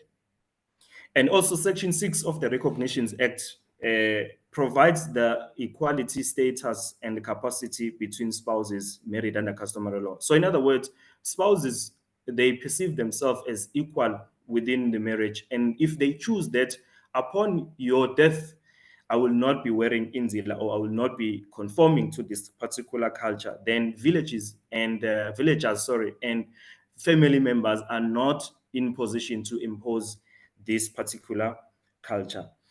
Now, as per Agenda 2030 and the Sustainable Development Goal for Gender Equality, this particular paper also aligns with the aspirations and the target to eliminate all forms of discrimination against women and girls everywhere, and also to adopt and strengthen sound policies and enforceable legislation for the promotion of gender equality and empowerment for women and girls at all levels.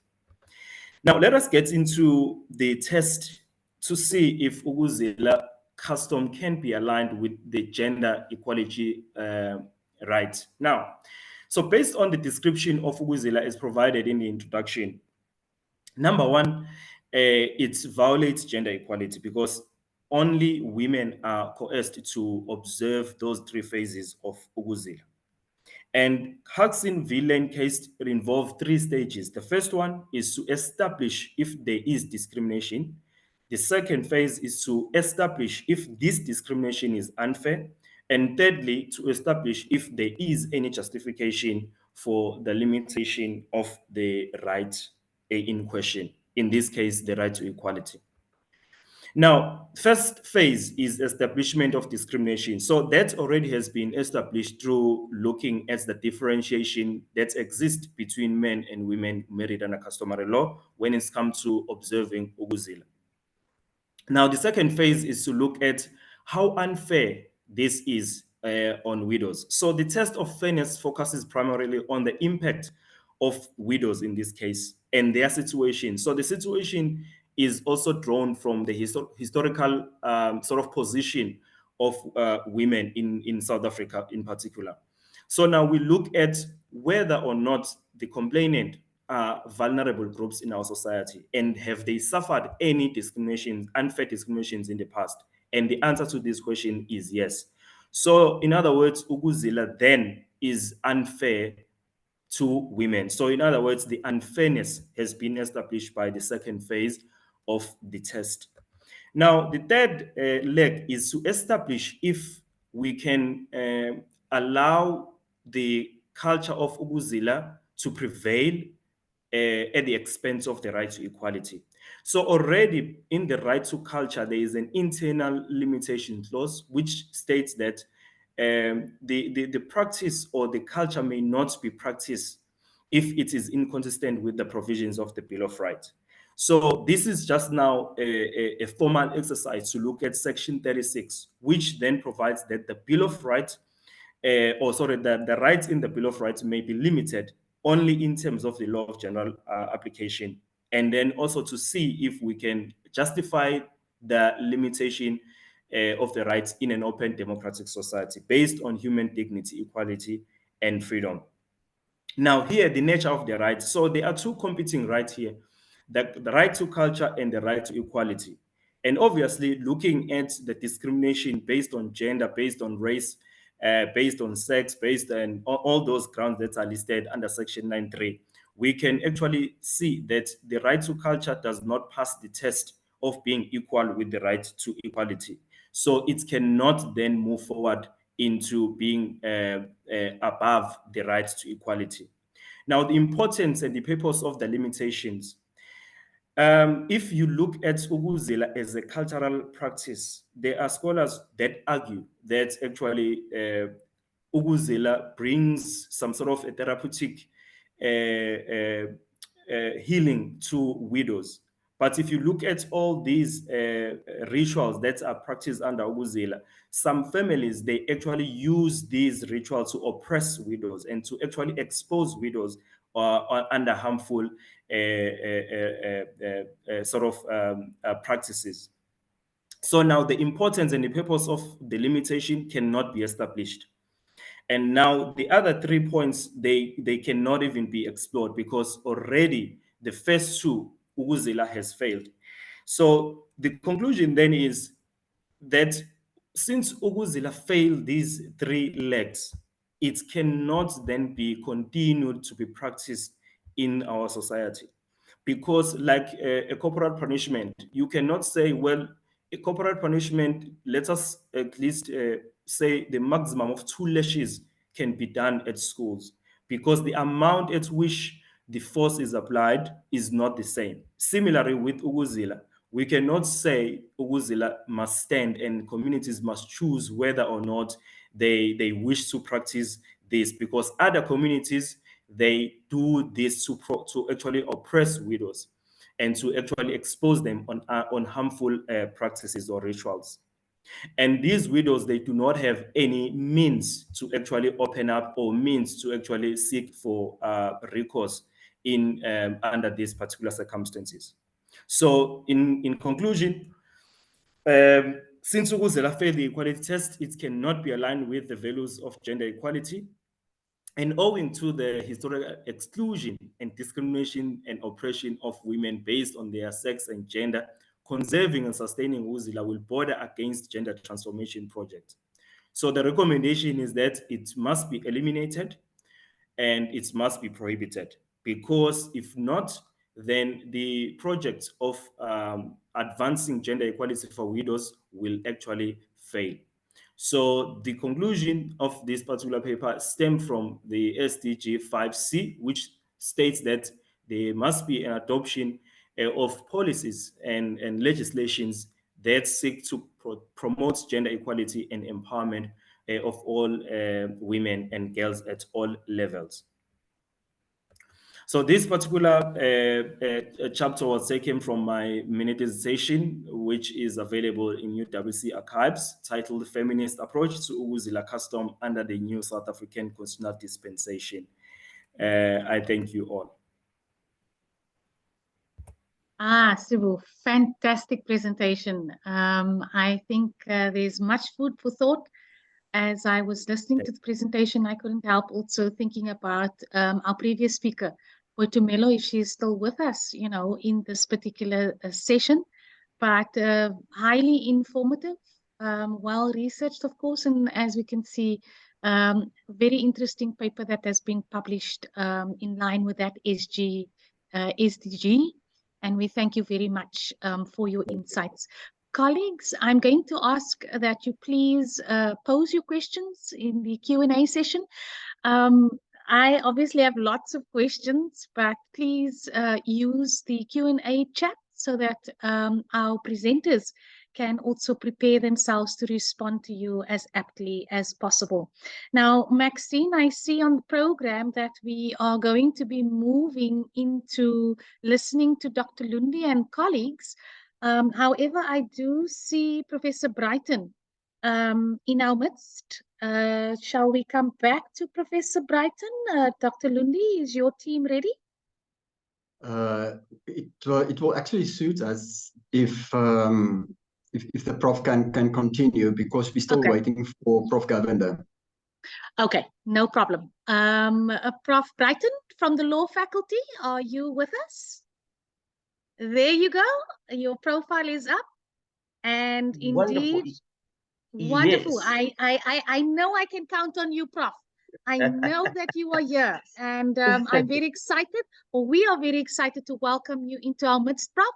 And you are obviously from the law faculty, and your topic is going to focus on business and economic laws' contribution to social transformation in Africa.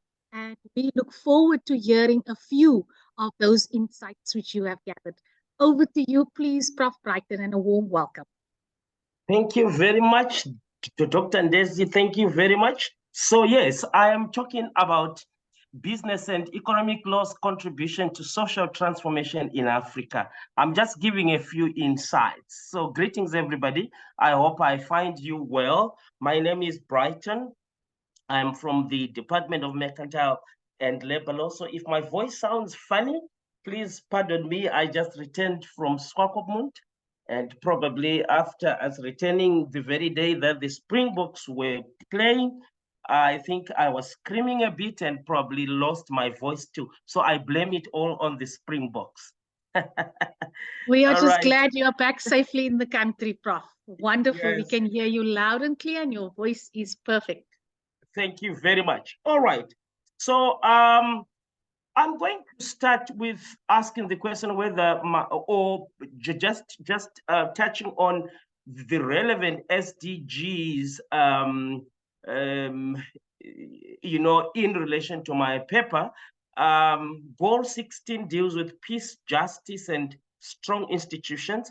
I'll demonstrate how law maintains peace in the country, and how my paper touches on access to justice, how law, business law in particular, how it promotes access to justice and access to information, and how it can create strong institutions in terms of, you know, the judiciary. As if we look at the courts as institutions supporting our democracy, I think that I will demonstrate why this paper is aligned to this goal. Climate action, I'll talk about how my paper will promote climate action. And so, all right, let me begin with a quotation from a former Chief Justice, Pius Langa. He said this, which I am going to quote. And he said, most of us here today are familiar with, he was obviously addressing, you know, a Stellenbosch audience where he had been invited to attend a conference there, and he was speaking to that audience. So his paper out of the seminar, or out of the address which he made in Stellenbosch around 2006, got published by the Stellenbosch Law as a review. And this is the quotation I am making. He says, most of us here today are familiar with the traditional legal education that focuses predominantly on private and commercial law and rewards the rational deduction of inevitable conclusions from unquestionable principles. That is how we were taught. We as lawyers were taught. And it is vital part of any lawyer's arsenal. We would be failing in our duty to both the students and the public if we did not pass on the tradition of analytical argument and a full knowledge of the legal principles that govern everyday human interaction and form the main part of a lawyer's work. However, that education is no longer enough. We can no longer teach the lawyers of tomorrow that they must blindly accept legal principles because of the authority. No longer can we responsibly turn out law graduates who are unable to critically engage with the values of the Constitution and who are unwilling to implement those values in all corners of their practices. A truly transformative South Africa requires a new approach that places the constitutional dream at the very heart of legal education. It requires that we regard law as part of the social fabric and teach law students to see it as such. They should see law for what it is, as an instrument that was used to oppress in the past, but that is that immense power and capacity to transform our society. Close quote. That's a mouthful, as right? Quite inspiring words from the former Chief Justice there. So I want to introduce, or to just talk about law as a tool for transformation. Law as it has been used to transform thinking, to transform actions. Law has been used to change perceptions, how we treat each other in horizontal relations. The law has been used to kind of improve how we engage with each other. In vertical relations, as in the relation between, you know, the state and an individual, the law has given individual rights. I mean, from the Bill of Rights, a justiciable Bill of Rights, that is, that we as have under the Constitution of the Republic of South Africa, 1996. And so law has been transforming both vertical and horizontal relation, the relation between a neighbor and a neighbor, relation between people in business, relation between a consumer and a seller of goods. The law has been impacting on those relationships. Now, in law, we talk about transformative constitutionalism, and it is a concept that was developed by a man that, that we invited to the law faculty. He came last month and has presented at a conference that we organized here in the law faculty. Carl Asclay, he designed the term transformative constitutionalism. In his paper, which was published some years ago in 1998, he defines in his own words what he understands to be transformative constitutionalism. Having listened to Carl Clay, I also came up with my own understanding of what transformative constitutionalism is.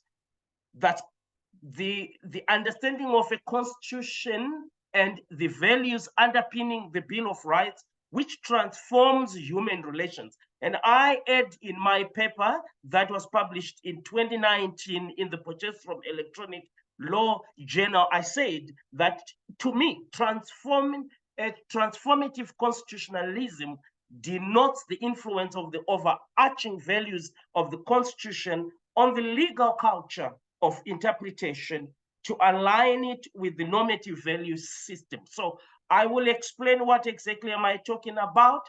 In order for the black letter of the law to mean anything to anyone, a person that has been affected, whose rights have been trampled upon by somebody else, whether by the state or by a juristic person or by another natural person. I mean, for those rights to make sense, for the black letter of the law to be brought to life, you need interpretation. And that interpretation is to align with the normative value system which is provided for by the Bill of Rights. And that is what I'm talking about here. So I'm talking here about business law or commercial as law. There is no area of law that is more conservative than business law, which is why Pius Langa, or former Chief Justice Pius Langa, was really coming hard on the senses and sensibilities of lawyers when they deal with business and commercial as law. That law is difficult to change. It just accepts principles as they are, and we speak about the authority of the law, authority of case law, authority of rules developed by the courts. And some of these rules don't make sense in a transitioning society like ours. I mean, they don't really make sense, but sometimes they are enforced by courts because the law says so, the authority says so. But I am arguing that law has that power, especially the transformative power of the Constitution, to transform even law which does not make human rights sense, justice sense, issues of access sense. If it's not promoting the SDG goals that I spoke about, such as goal 16 and goal 13, that law needs to be transformed to be brought in alignment with the values that we find in the Bill of Rights. So Lalanga and Carl Clay notes that this area of law, business law, is conservative, and it's an impediment to the constitutional project of transforming society using law as a tool. Now, that is really one of the biggest challenges that we have, the conservatism of South African legal culture. Now, Moraine, another writer, observed that transformative constitutionalism represents a true shift from apartheid's culture of authority to a post-apartheid culture of justification. Now, even a court of law has to justify why it arrives at a decision that it is to arrive at. Companies, when they employ employees, if they are to dismiss an employee, they must justify why. Is it fair? Is it substantively fair? Is it procedurally fair? Nobody can just step up or rock up and possess your property because the law protects rights of people. And that is the power of law. So transformative constitutionalism, therefore, demands that even the conservative commercial law principles should no longer be blindly accepted simply because president says so, or for the reason that it is expedient for the purposes of commercial certainty. And those powerful institutions and companies who benefit from implementing law which does not even make sense.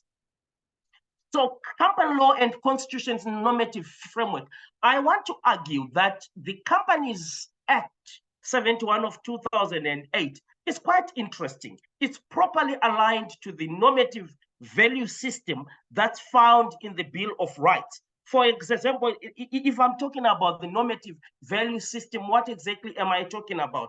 I'm talking about the values that seek to transform society, as my paper seeks to argue that the role of law is to transform society. And how does the Constitution seek to transform society? Now, in case you did not know, there is a section in the Bill of Rights that provides that, you know, when every law is interpreted, whether it is common law or it is statutory law, when it is interpreted and given meaning and applied, and even when a rule, a common law rule which is not making sense anymore is to be developed, every court, tribunal, or forum must promote the spirit, purport, and objects of the Bill of Rights, not just the letter of the law, not just the formal as law, but when you look at every law, when you look at every action done on the basis of law, I mean, how many people are oppressed, even in the workplace context? How many people are oppressed? How many people are exploited? How many people are, you know, unfairly treated in the name of the law? So the law is used actually to commit heinous acts, I mean, to cause injustice. And there is no other industry where people are oppressed as in the legal profession. For example, the conditions under which, for example, candidate attorneys operate and work, you will be shocked. That's done by lawyers who speak transformative constitutionalism, as I am doing here, but their hearts are not transformed. Their thinking is not transformed. Their actions are not really, you know, an embodiment of the values they preach about. And so what the Constitution says is every law, every action must be looked through the prism of the values that are found in the Bill of Rights. And what is very interesting is that these values apply to horizontal relationships, as between people in business, as between people, as between employer and employee, as between company and company. And also they apply as between the state and citizens.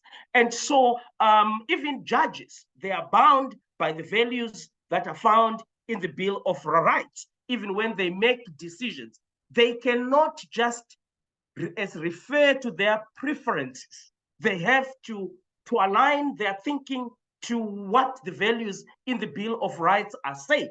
And I criticized one judge in the Western Cape Court who ruled and said principles of pacta sunt servanda, that, you know, agreements which have been made, no matter how unfair they are, they must be enforced, and said company law has got principles like the majority rule principle. So a shareholder that was crying foul, that the board of directors was refusing to allow him to sell shares to a person of his choice.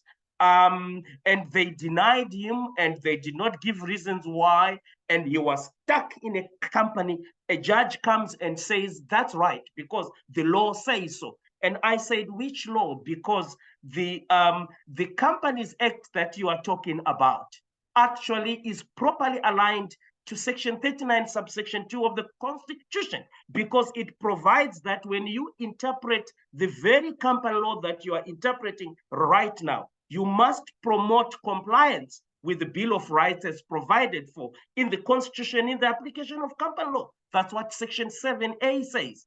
And I critiqued that judgment, and I said it's not properly aligned to the objectives that are found in Section 39, subsection 2 of the Constitution. So even judges must comply with the spirit, purport, and object of the Bill of Rights. That's how much the law now today, especially the constitutional values, lead to social transformation. And I just want to give examples of how the law, I mean, actually how the transformative values of the Constitution have transformed commercial law, such as company law. So I'm giving examples from company as law. Now, even some cases that have been decided recently have confirmed, for example, the Lazarus Mbete case confirmed that, when you interpret, the Companies Act, you must comply with the Bill of Rights, and you must ensure that your interpretation of that act complies with the values in the Bill of Rights. In Morrison versus Greystones, and these are fairly recent cases, the court has recognized that the Companies Act 2008 seeks to enforce rights of litigants, such as the right of access to information. Now, let me just go and talk straight about let me ask Lutasha, how am I doing with time? How many minutes left? Prof, you have exactly 4 minutes to go. Wonderful. Thank you. I will just wrap up in 4 minutes. So I'll go straight and look at specific ways in which company law leads or contributes to social transformation. So the Companies Act, for example, provides a section in the Companies Act, Section 158, which provides for remedies to promote realization of rights. What rights here am I talking about?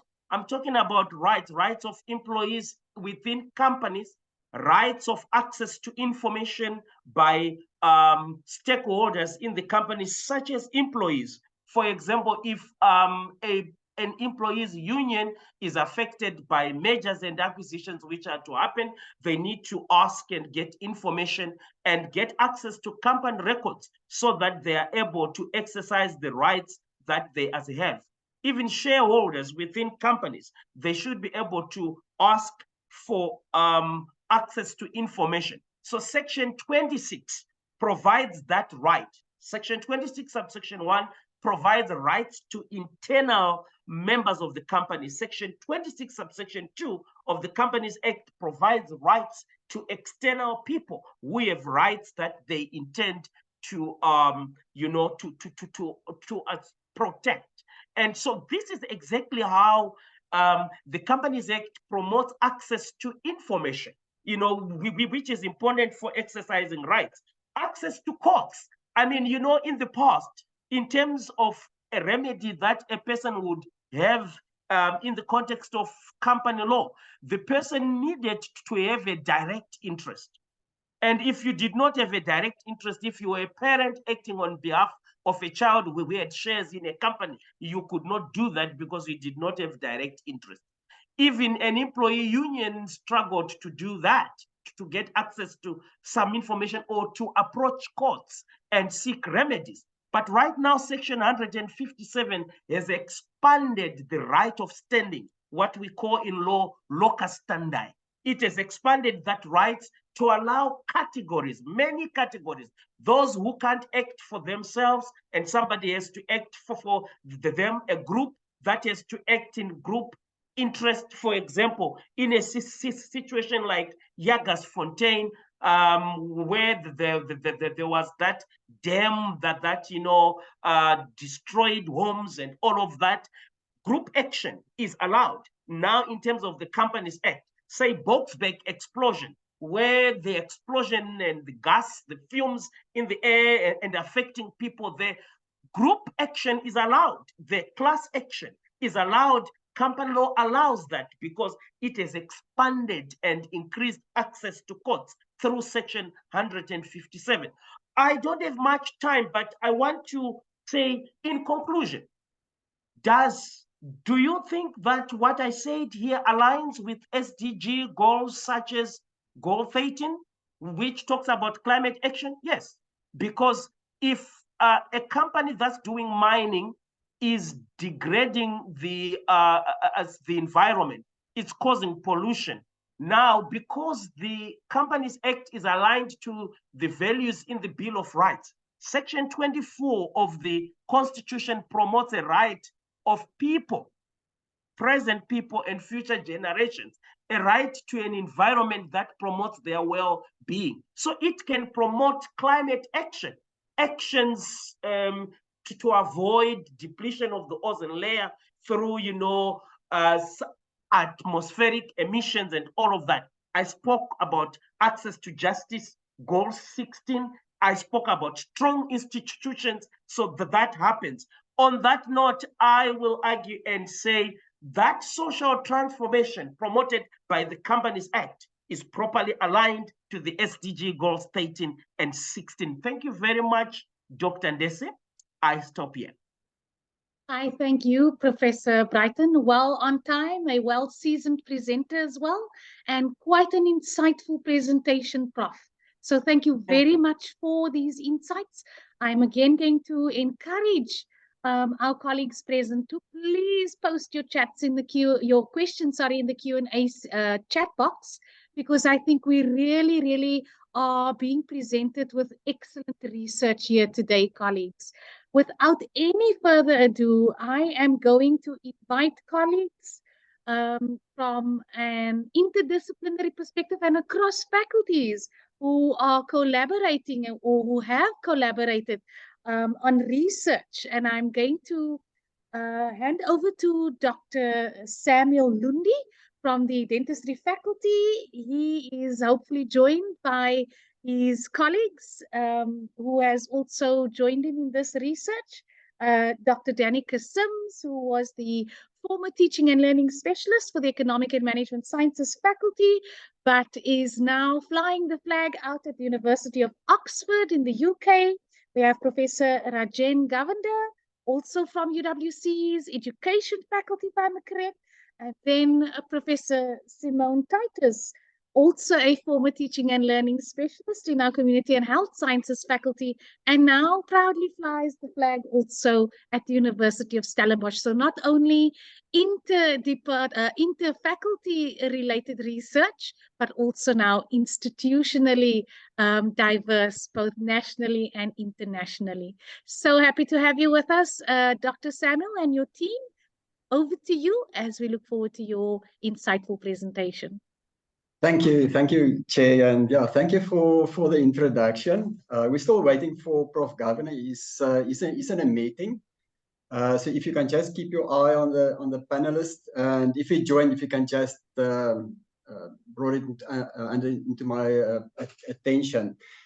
Yeah, good morning, colleagues, and thank you that we can share our research with you.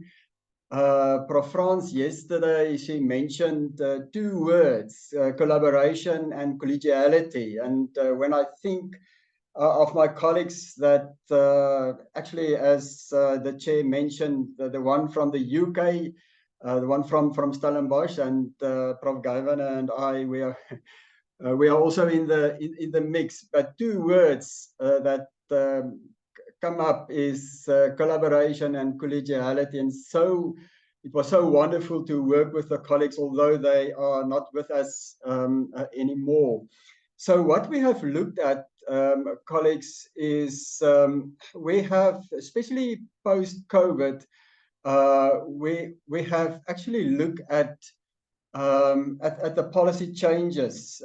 As you know, even at UWC as well, we have several new policies. There's a new teaching and learning policy.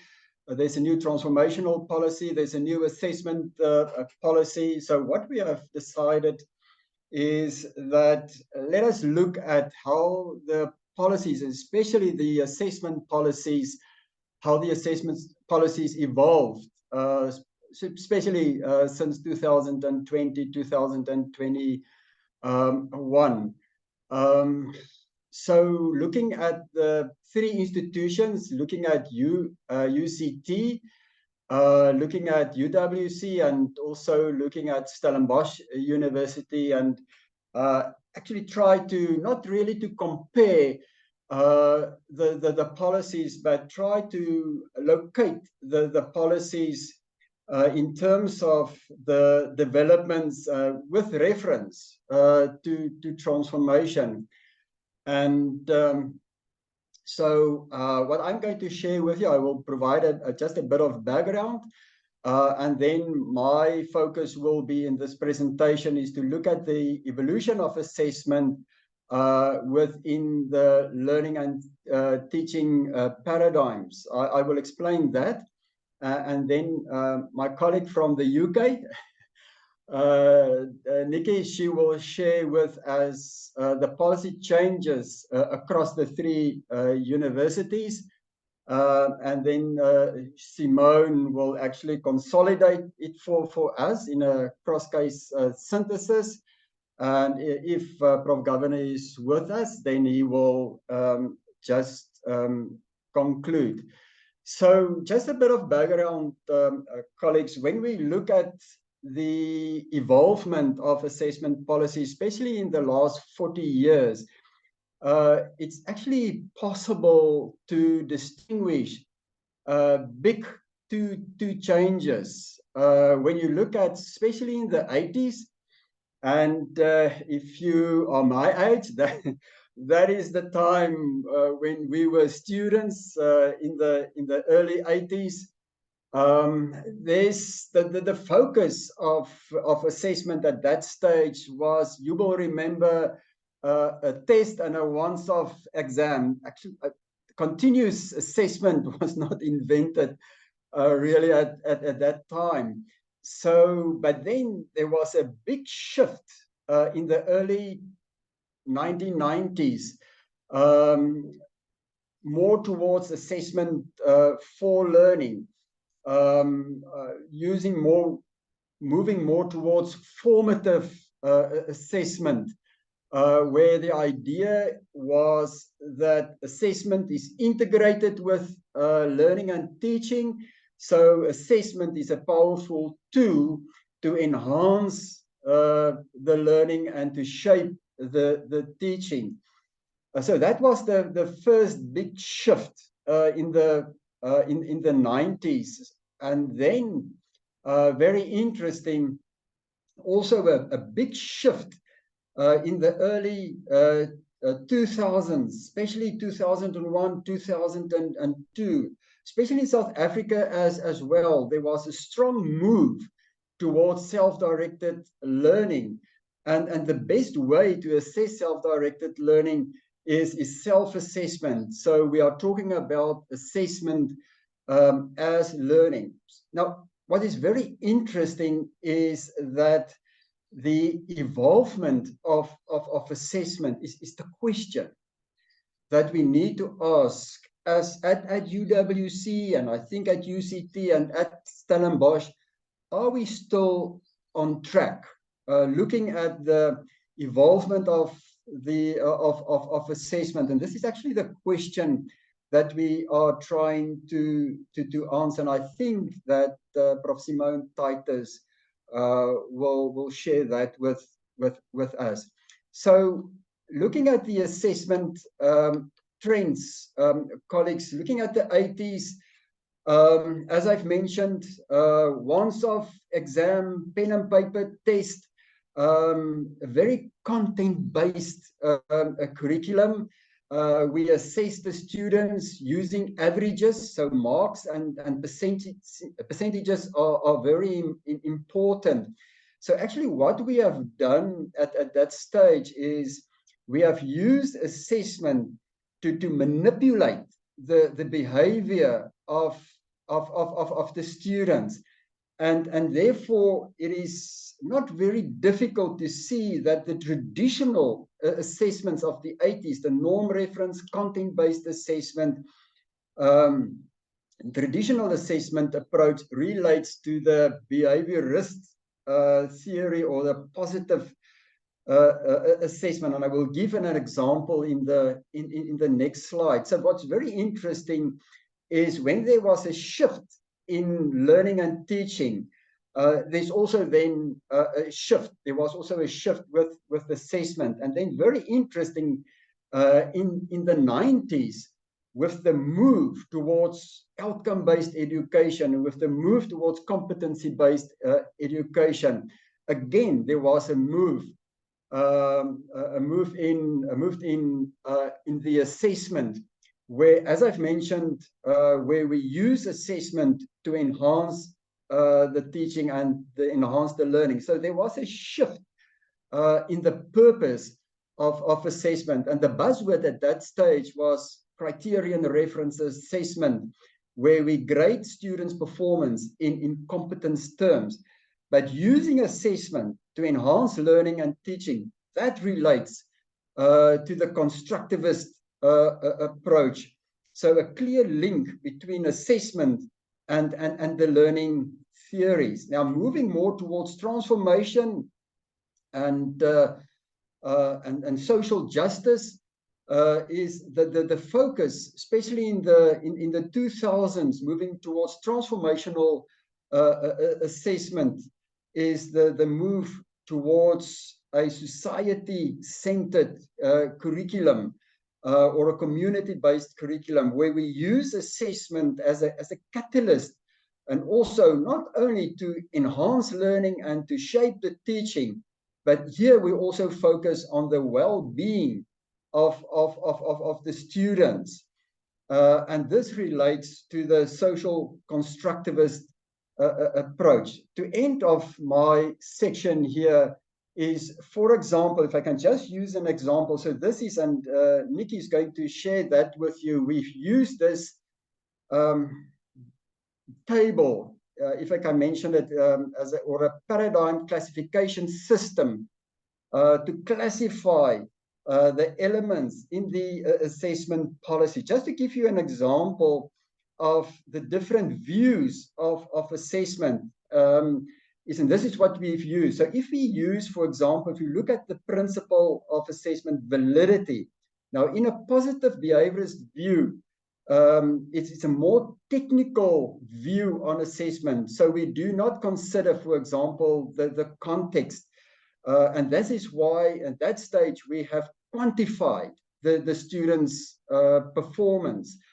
But moving towards an more constructivist, here in the 90s, especially with outcome-based education, context is important. So the assessment task should be context responsive. So relevancy was very important. So we understand validity in terms of the relevancy of what we assess. But moving towards transformation, and within our topic today, is when we look at validity in a social constructivist approach, we're looking at it through a social cultural lens. So here we consider the background, for example, of the student, what the student brings to the classroom, his cultural knowledge, his the economical, not only the intellectual, but the social cultural perspective of the lecturer, and also what the student brings to the classroom. So we've used this classification, and now Dr. Sims is going to give you an examples of the assessment policy and practices across the three universities. Thanks, Nikki. Thanks, Samuel. Can you see and hear me? Sure. Great. Yes, we can. A warm welcome to you, Dr. Nikki. Thanks, Latasha. Thanks, everyone. I'm absolutely thrilled to be joining remotely back at my home institution. So in terms of the Stellenbosch assessment policy, we looked at both the previous iteration and then the newest version, which was approved, I think, in the last year or two, as was UWC's, and UCT's is about to be approved. So we looked at their draft, their previous version, and then their draft version. So in terms of the positivist and behaviorist paradigm, Stellenbosch's previous policy was a lot more prescriptive in terms that it gave very detailed rules and regulations that they wanted their faculty to implement sort of very strictly. It was very much measurement-focused assessment and sort of summative. So as Samuel said, the assessment of learning.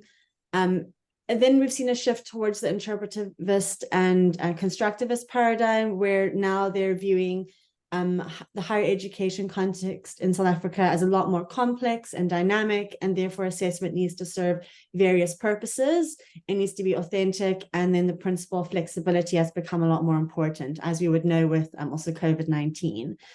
Assessment is seen as a lot more learning-centered and is formatively focused in terms of that assessment of learning, assessment for learning.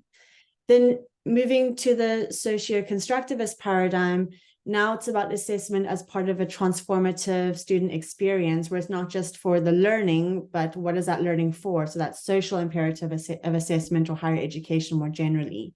And this is seen through more of a relational assessment practice, and they demonstrated this through their dialogic feedback between students and staff and collaboration. And as Samuel said, the diversity of students is now recognized, and they emphasize the need for fair and equitable assessment. Next slide. Looking just one back, looking at UCT's previous version and then their version, which is about to be approved, it was very much criterion referenced, and that strong validity focus that Samuel mentioned in his paradigm framework. But now we've seen more of a shift towards the interpretivist and constructivist paradigm, where again, learning is emphasized, and they do this through asking staff to implement a continuous model of assessment practice, which is very much heavily formative focused, which leads into the summative decision makings. And again, they recommend using multimodal assessment tools. And they see students as active partners in the assessment process. They also actually use them in terms of developing their assessment policy, which leads into the shift towards the socio-constructivist paradigm, where again, issues around student diversity have been emphasized, and they seek for their assessment practice to be equitable and sustainable. Again, we see that relational aspect in terms of peer and collaborative assessment, and staff are encouraged to critically reflect on their students, their classroom, their discipline, and to implement what assessment practice they believe is best, as opposed to having those rules within a positivist and behaviorist paradigm. Next slide. And then in terms of UWC's previous policy, it was very much positivist and behaviorist focused in terms of they gave specific criteria and many rules, exam rules. And again, that was thought to, you need to implement assessment exactly in this way, according to the rules. Whereas now looking at our most recent version, we've shifted towards the interpretivist and constructivist paradigm, where we've acknowledged variation and diversity in terms of different disciplines across faculties. And so it's more appropriate to adopt a values and a principles-based assessment practice instead of a rules-based practice.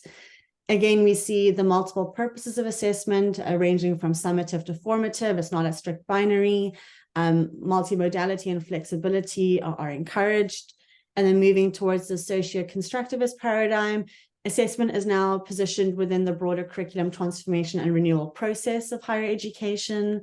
And in terms of considering the complexity and diversity of higher education and our context, the linguistic diversity and cultural diversity of students is again emphasized in terms of we need our assessment practices to be fair. Thanks. I'm going to hand over to Simone. Good. Thanks, Nikki. And so what we've done, I know, Natasha, I'm going to fly through this I promise you, in 2 minutes. So I can't hear.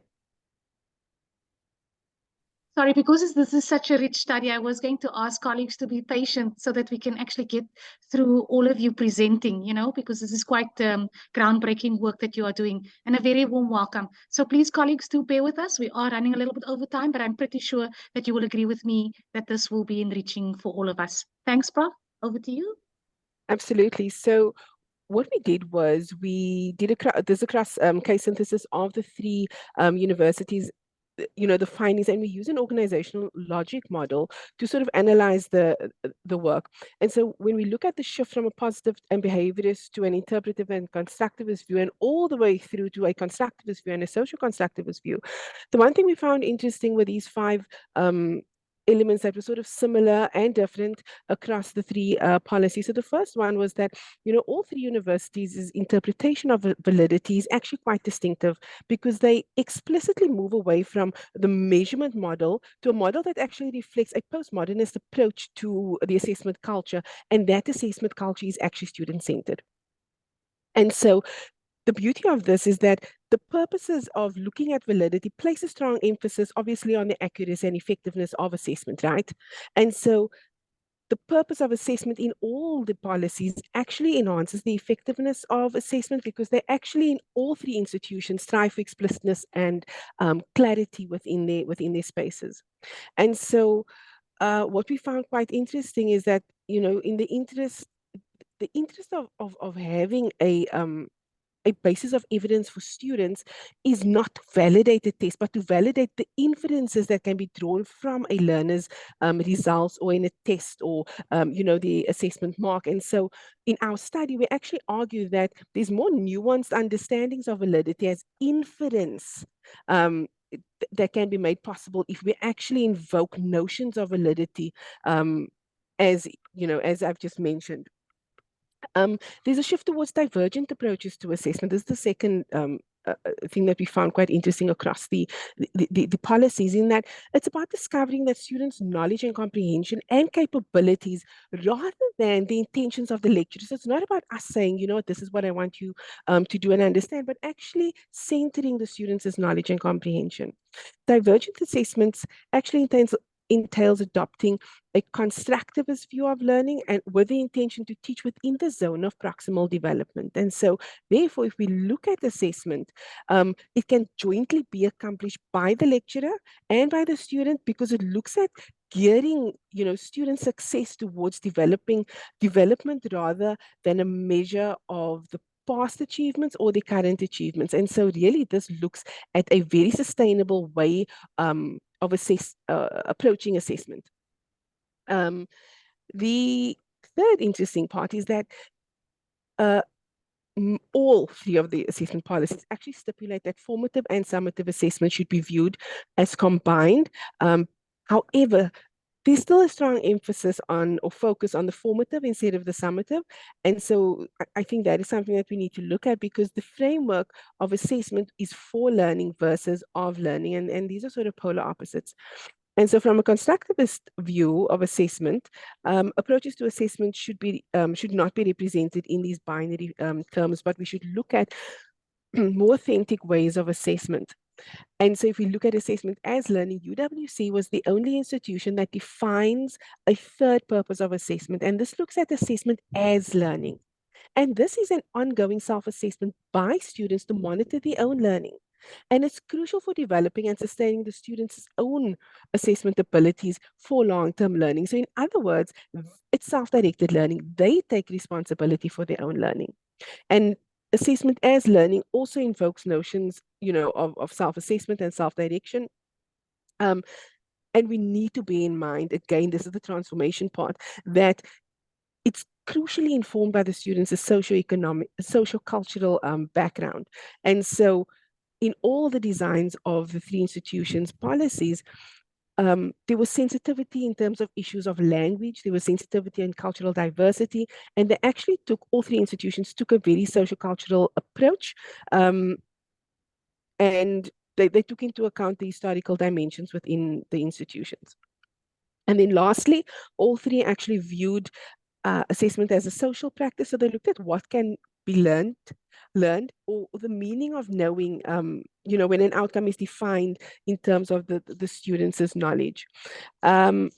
Yeah, and so the extent to which assessment practices really looked at how these practices are actually a catalyst for empowerment. It looked at it as a catalyst for change and emancipation. And so looked at, and this is my last point, is that the democratization that is displayed in the development of the three policies and the content that is reflected in the policies shows that all institutions actually showed a transformative approach to the policies and took a sense of ownership because they included all the stakeholders.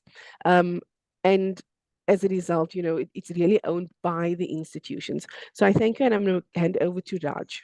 Did I take 2 minutes? Thank you. Can we just check if Prof. Governor is here? Yes, yeah. Good day, colleagues. Apologies for coming in late, but let me do the conclusion.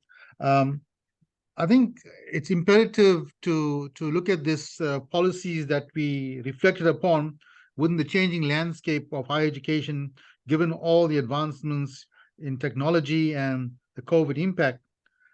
What is important about the three policies that we looked at is that there is a lot of commonalities amongst the institutions, and that is saying to us that we are within the basket and umbrella of a transformative approach to assessment. Important, though, is that the paradigms through which we look at these changes is important, given the fact that our colleagues spent ample time looking at through the behaviorist perspective, as well as the socio-constructivist perspective, interpretivist perspective, and looking at the evolution of assessment from traditional assessment to transition assessment and transformational assessment.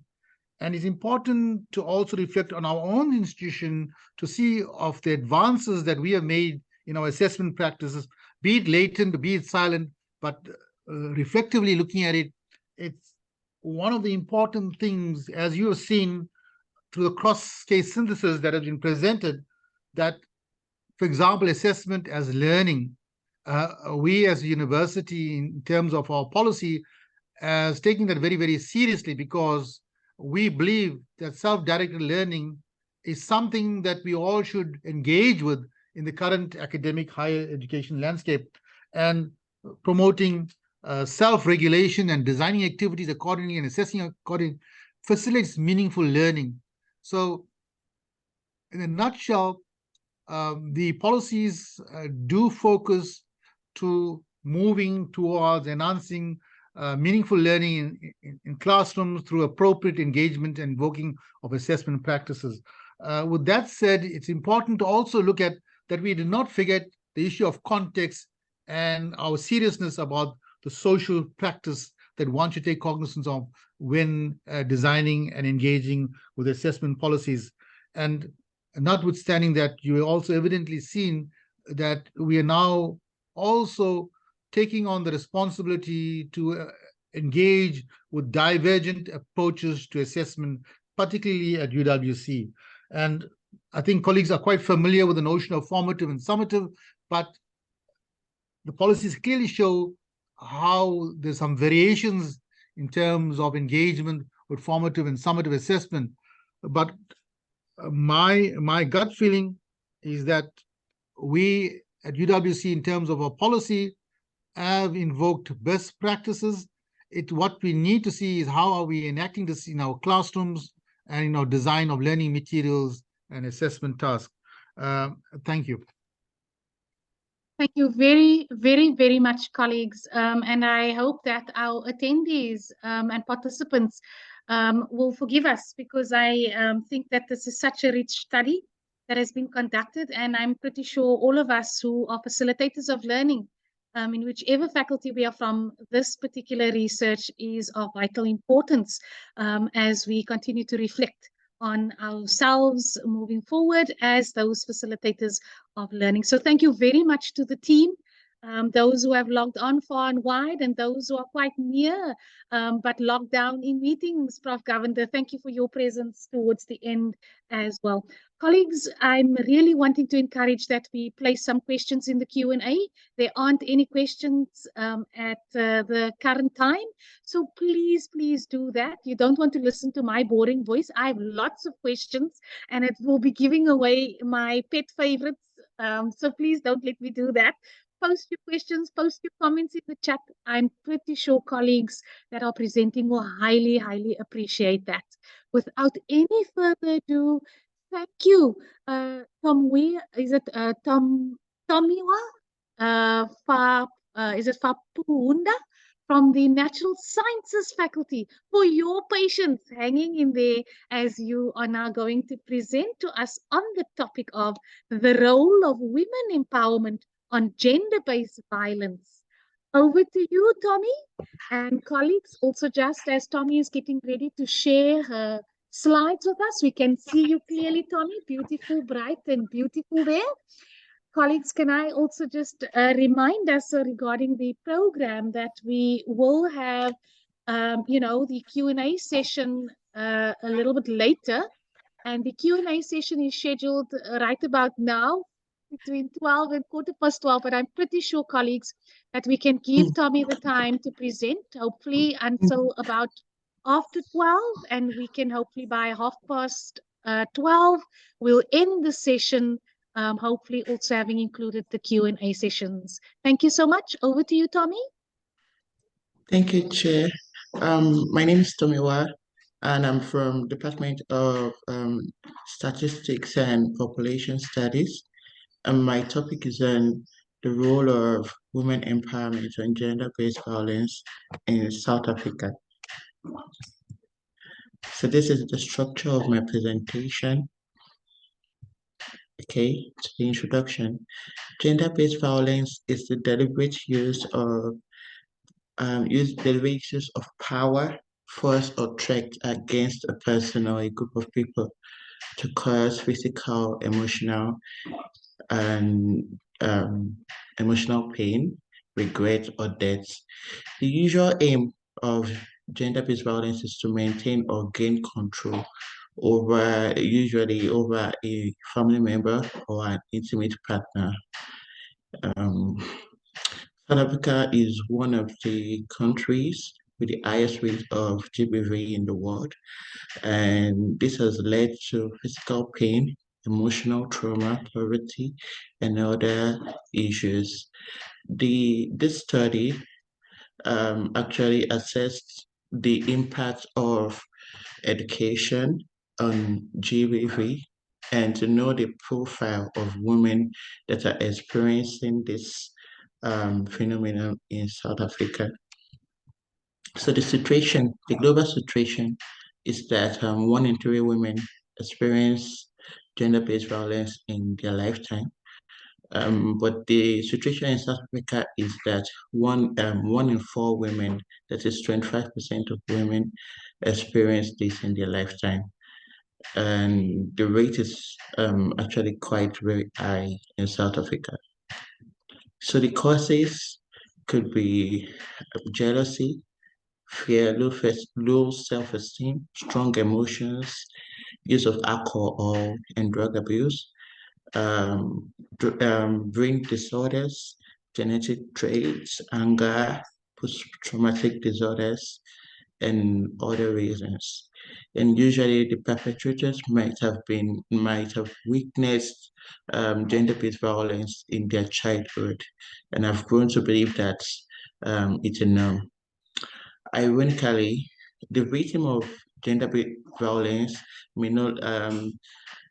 may be from different class, gender, race, age, or educational background. And most times they don't look like it. So the research has shown that empowered women experience less of gender-based violence. Empowerment in terms of education and being employed. So we assessed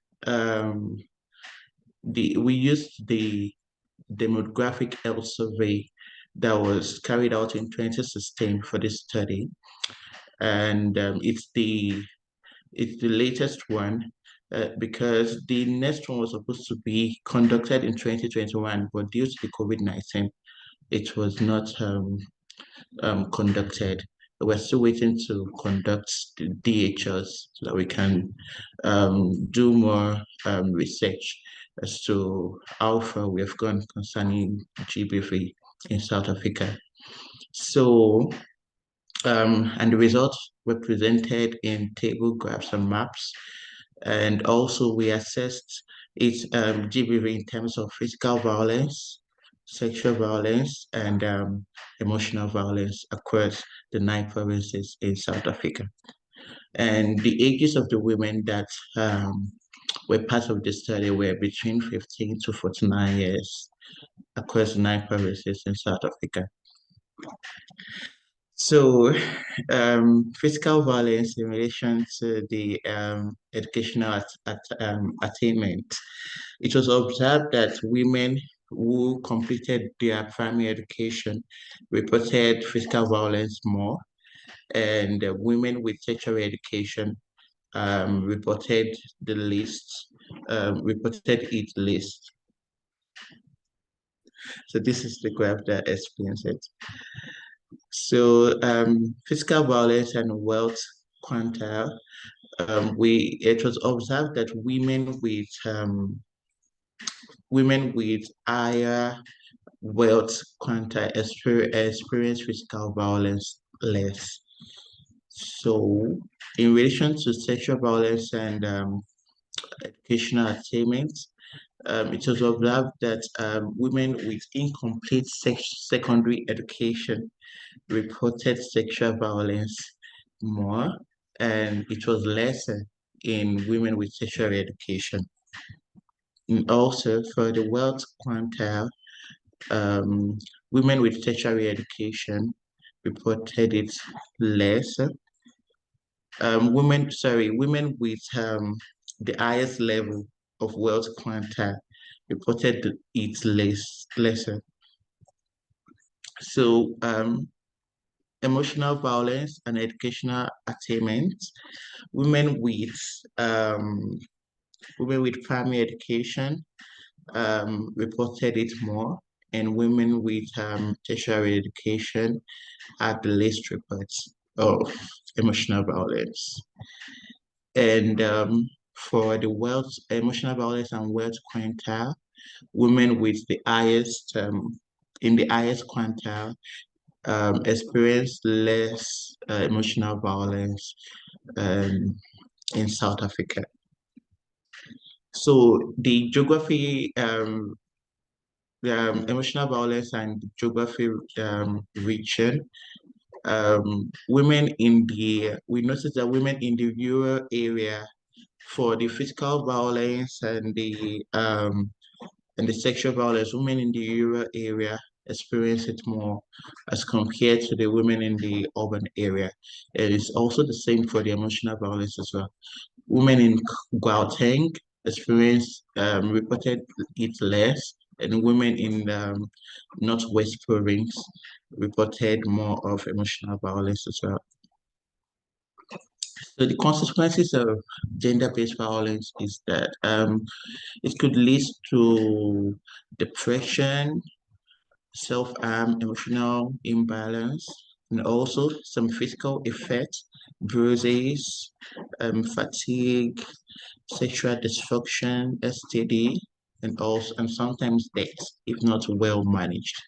And the consequences varies from persons to persons depending on the severity of the abuse and the age and the individual responses to stress.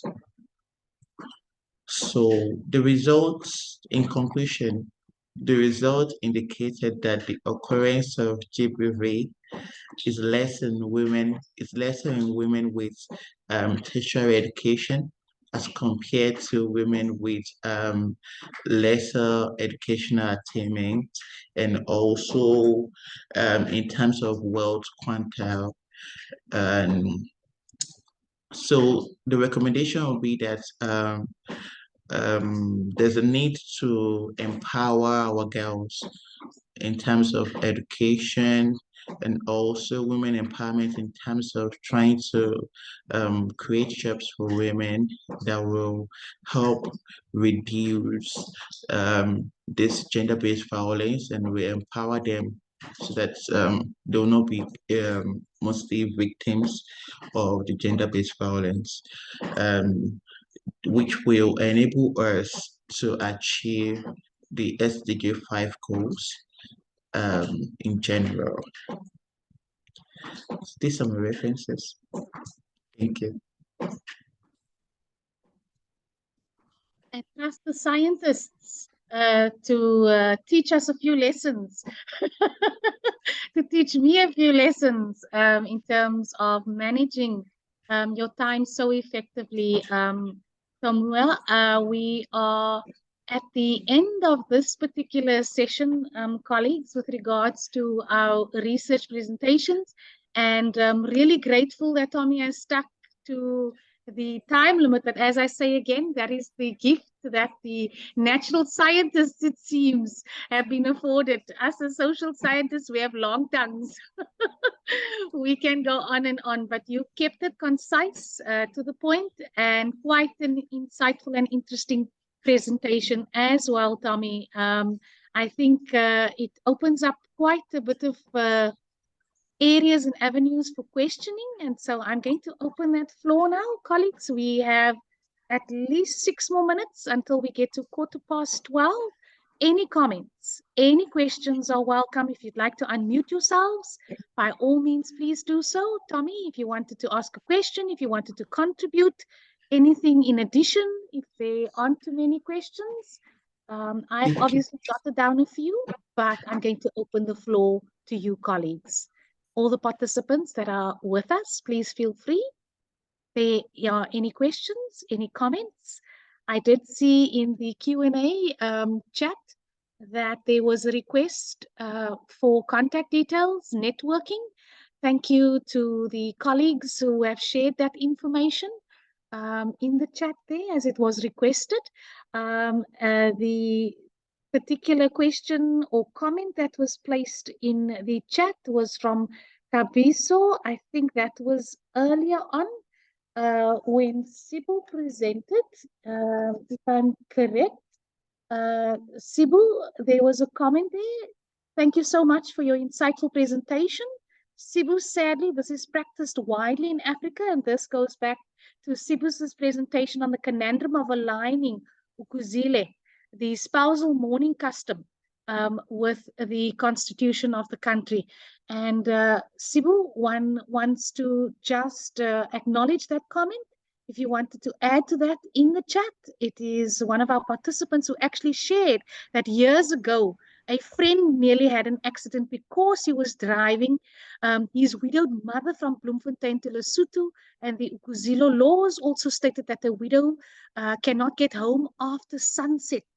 And so the participant, he or she, agrees 110% with your conclusion that many of these practices do not make sense, can potentially put one in unnecessary danger and violate human rights. Looking forward to reading more on your work. Sibu, you have a comment if you're still in the particular house? You wanted Yes, to add? Dr. Ndesi, yes, absolutely. You know, there is a lot that can be said about the widowhood and how they suffer in silence. And by the way, my initial interest was on criminal law and criminal procedure, but for some other reasons, I got drawn, you know, by reading about how invisible widows are in our society. I mean, if you think about it, how many programs do you know in August alone, like this year, how many programs have you heard about women's awareness, widows, sort of roundtable forums and all that? So these matters, they are important to us as young academics to actually expose them, you know, especially from a male perspective, because I think about myself, I'm also coming from a very traditional family. I know that if they get a chance, they can actually at some point expose either my mom, my sisters, my cousins, and everyone else who is actually a woman. So we need to stand up and actually create awareness and write about these issues. So it's quite interesting to see that there are other individuals who are actually experiencing the same issues. Also, just to to actually steal one second, I also want to sort of link to, I think, Tomiwa's study about the GBV in rural areas, and that is actually true, because the women there, they do not have avenues to report these issues. And actually, there was sort of an article that I wanted to share of a widow who was actually sort of evicted because she refused to wear a black garment. So the villagers, they actually ganged up on her, and then trying to evict her. And then she was like, but I agree with my husband that I will not observe this particular custom. So why you are forcing me now? So it's actually a lot of issues that there's a lot that we can actually talk about. But bottom line is, I want to appreciate these platforms, Dr. Ndesi, that we are able to share these issues, and then hopefully more and more scholars will be able to come up and write about this, and hopefully there might be some transformation and change in the future. Thank you. Absolutely, absolutely. I couldn't have said it any better. Thank you so much, Sibu. And as you can see, again, I think it's Dr. Lundi and his team who has demonstrated to us how we can collaborate in terms of research. But I think what you have just aptly summarized is how that we can listen to one another during these presentations, and you could connect with Tommy's particular presentation and research as well, in terms of, you know, future collaborations between perhaps the law faculty and of course the science faculty. And we know that there is a need for us to be able to learn more, specifically also around the issues of our various cultures, that which makes us diverse, that which actually makes us special, whether we are South African or not South African at the end of the day. So a wonderful observation there, Sibu, and we really thank each of you colleagues for your participation today. It is 12, and I'm not sure if there are any other comments. I can't let my colleagues off the hook in terms of the teaching and learning team that presented to us, or former teaching and learning team, Dr. Lundi and your team. Would you say that assessments from the social cultural lens which you have presented to us actually gives us some foreground, or has prepared fertile soil, if you like, for us to take into consideration the academics and social background, the students' and socioeconomic backgrounds, where they're coming from?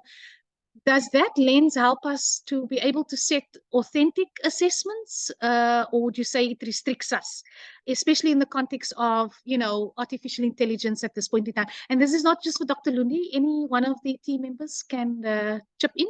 But I really particularly was interested in that social cultural lens perspective as to which avenues it will be opening up or restricting with regards to assessment and assessment policies. Any thoughts on that, colleagues? Yeah, thank you, Chair. Yeah, my colleagues they're also welcome to make an input. When we look at assessment, and actually assessment can be a powerful tool for transformation. You see, moving more towards transformation is actually how we conceptualize assessment. In the past, assessment was something that you do to students.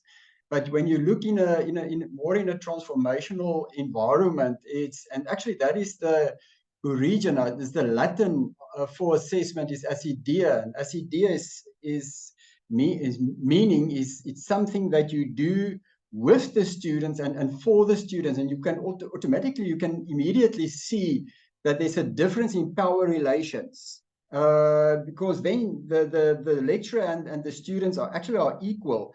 And you sit down with the student, and actually here you need to take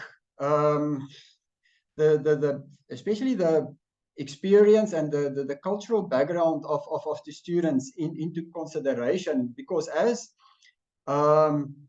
Simone mentioned, is it's not about measure what you intend to measure, but it's about the inferences, and your inferences are influenced by your view, by your background, and how you view things. So looking at assessment through more cultural, social perspective, is actually you consider the identity of the student, and then you are moving forward, and then you view assessment as an act of collaboration. And actually it links well with our new learning approach in flexible learning, where we move more towards blended learning, where we use the classroom not anymore for PowerPoint presentations and so forth, but then the classroom becomes a place for a conversation. And in that conversation, you acknowledge what the student brings to the classroom and how he interprets and how he experiences the learning and teaching. But my colleagues are welcome. Thank you, Dr. Ludi. Colleagues from that team, Dr. Nikki, go ahead. Thanks, Latasha. Yeah, just to add on to what Samuel said, and to think, I mean, I don't know if it's answering a question, but I think that the fact that there's the principle of flexibility is not just because of COVID, but as we said, it's more of that social constructivist paradigm, in that it's not just taking student diversity into account and the complex higher education system, but as we said, it's also a lot more ownership and freedom for the faculty member to decide what is best for their context, for their discipline. And so I think that's definitely, that divergent assessment that Prof. Govender was mentioning. In terms of AI, I think that's just another tool. You know, it's like multimodality. What does that mean? It means that, you know, every assessment method has its advantages and disadvantages. There's no such thing as a single perfect method. And so using multiple methods gives you more of a sort of multiple perspective and a more holistic understanding of a student's learning and development. And so AI, I would say lean in, like use it for formative assessment, use it for students to engage with in terms of feedback on their writing. There's like, again, you just need to be creative and to be open and to, again, so like validity, how can I use this to best support whatever I believe is a purpose of assessment. So I don't think we need to sort of boogeyman any assessment tool. We can lean in and have sort of critical conversations around all of our tools, not just AI. And I think, again, talking to colleagues is so important. And I know that there's a digital education session, I think, on Thursday. And so I saw some AI topics there, and I think that would be very interesting to see how people are using it, not just in assessment, but teaching and learning, and to learn from each other. Thank you, Dr. Nikki. Definitely assessment in terms of speaking towards transformation, absolutely crucial and critical, although we know that change happens very slowly sometimes. But I think, yes, with your research and your team, it definitely gives us hope that these processes, particularly focusing on assessments, can indeed be transformed and is a transformative kind of tool that we can use in conjunction with other tools. Colleagues, we are now at 21 minutes past 12. Professor Brighton, are you still with us? Yes, ma'am, I am. I am wanting to end because I have a question for you, Prof. Okay. How powerful is the letter of the law in terms of who the key agents are involved in the process of the transformative constitutionalism that you have shared with us today? So I think it's a twofold, but if you can give us maybe a minute just to wrap that up, that question with regards to how powerful is the letter of the law and who are the key agents involved in the process of transformative constitutionalism? Right. So the letter of the law, obviously, the letter, if we have text in a statute, in the Companies Act, in the Bill of Rights, say in the Constitution, in any act, for example, if that law is not applied, it means nothing. It is just good for decoration. But you give life to that letter of the law, it's dead. If it's not given meaning and life, it is a dead letter of the law. And this is exactly why South Africans are in arms with the government when it comes to the property clause, right? And the issue of land redistribution with the issue. I mean, I had a debate one day with my students in class. We were talking about, I mean, it was in the context of a very commercial subject called mergers and acquisitions, right?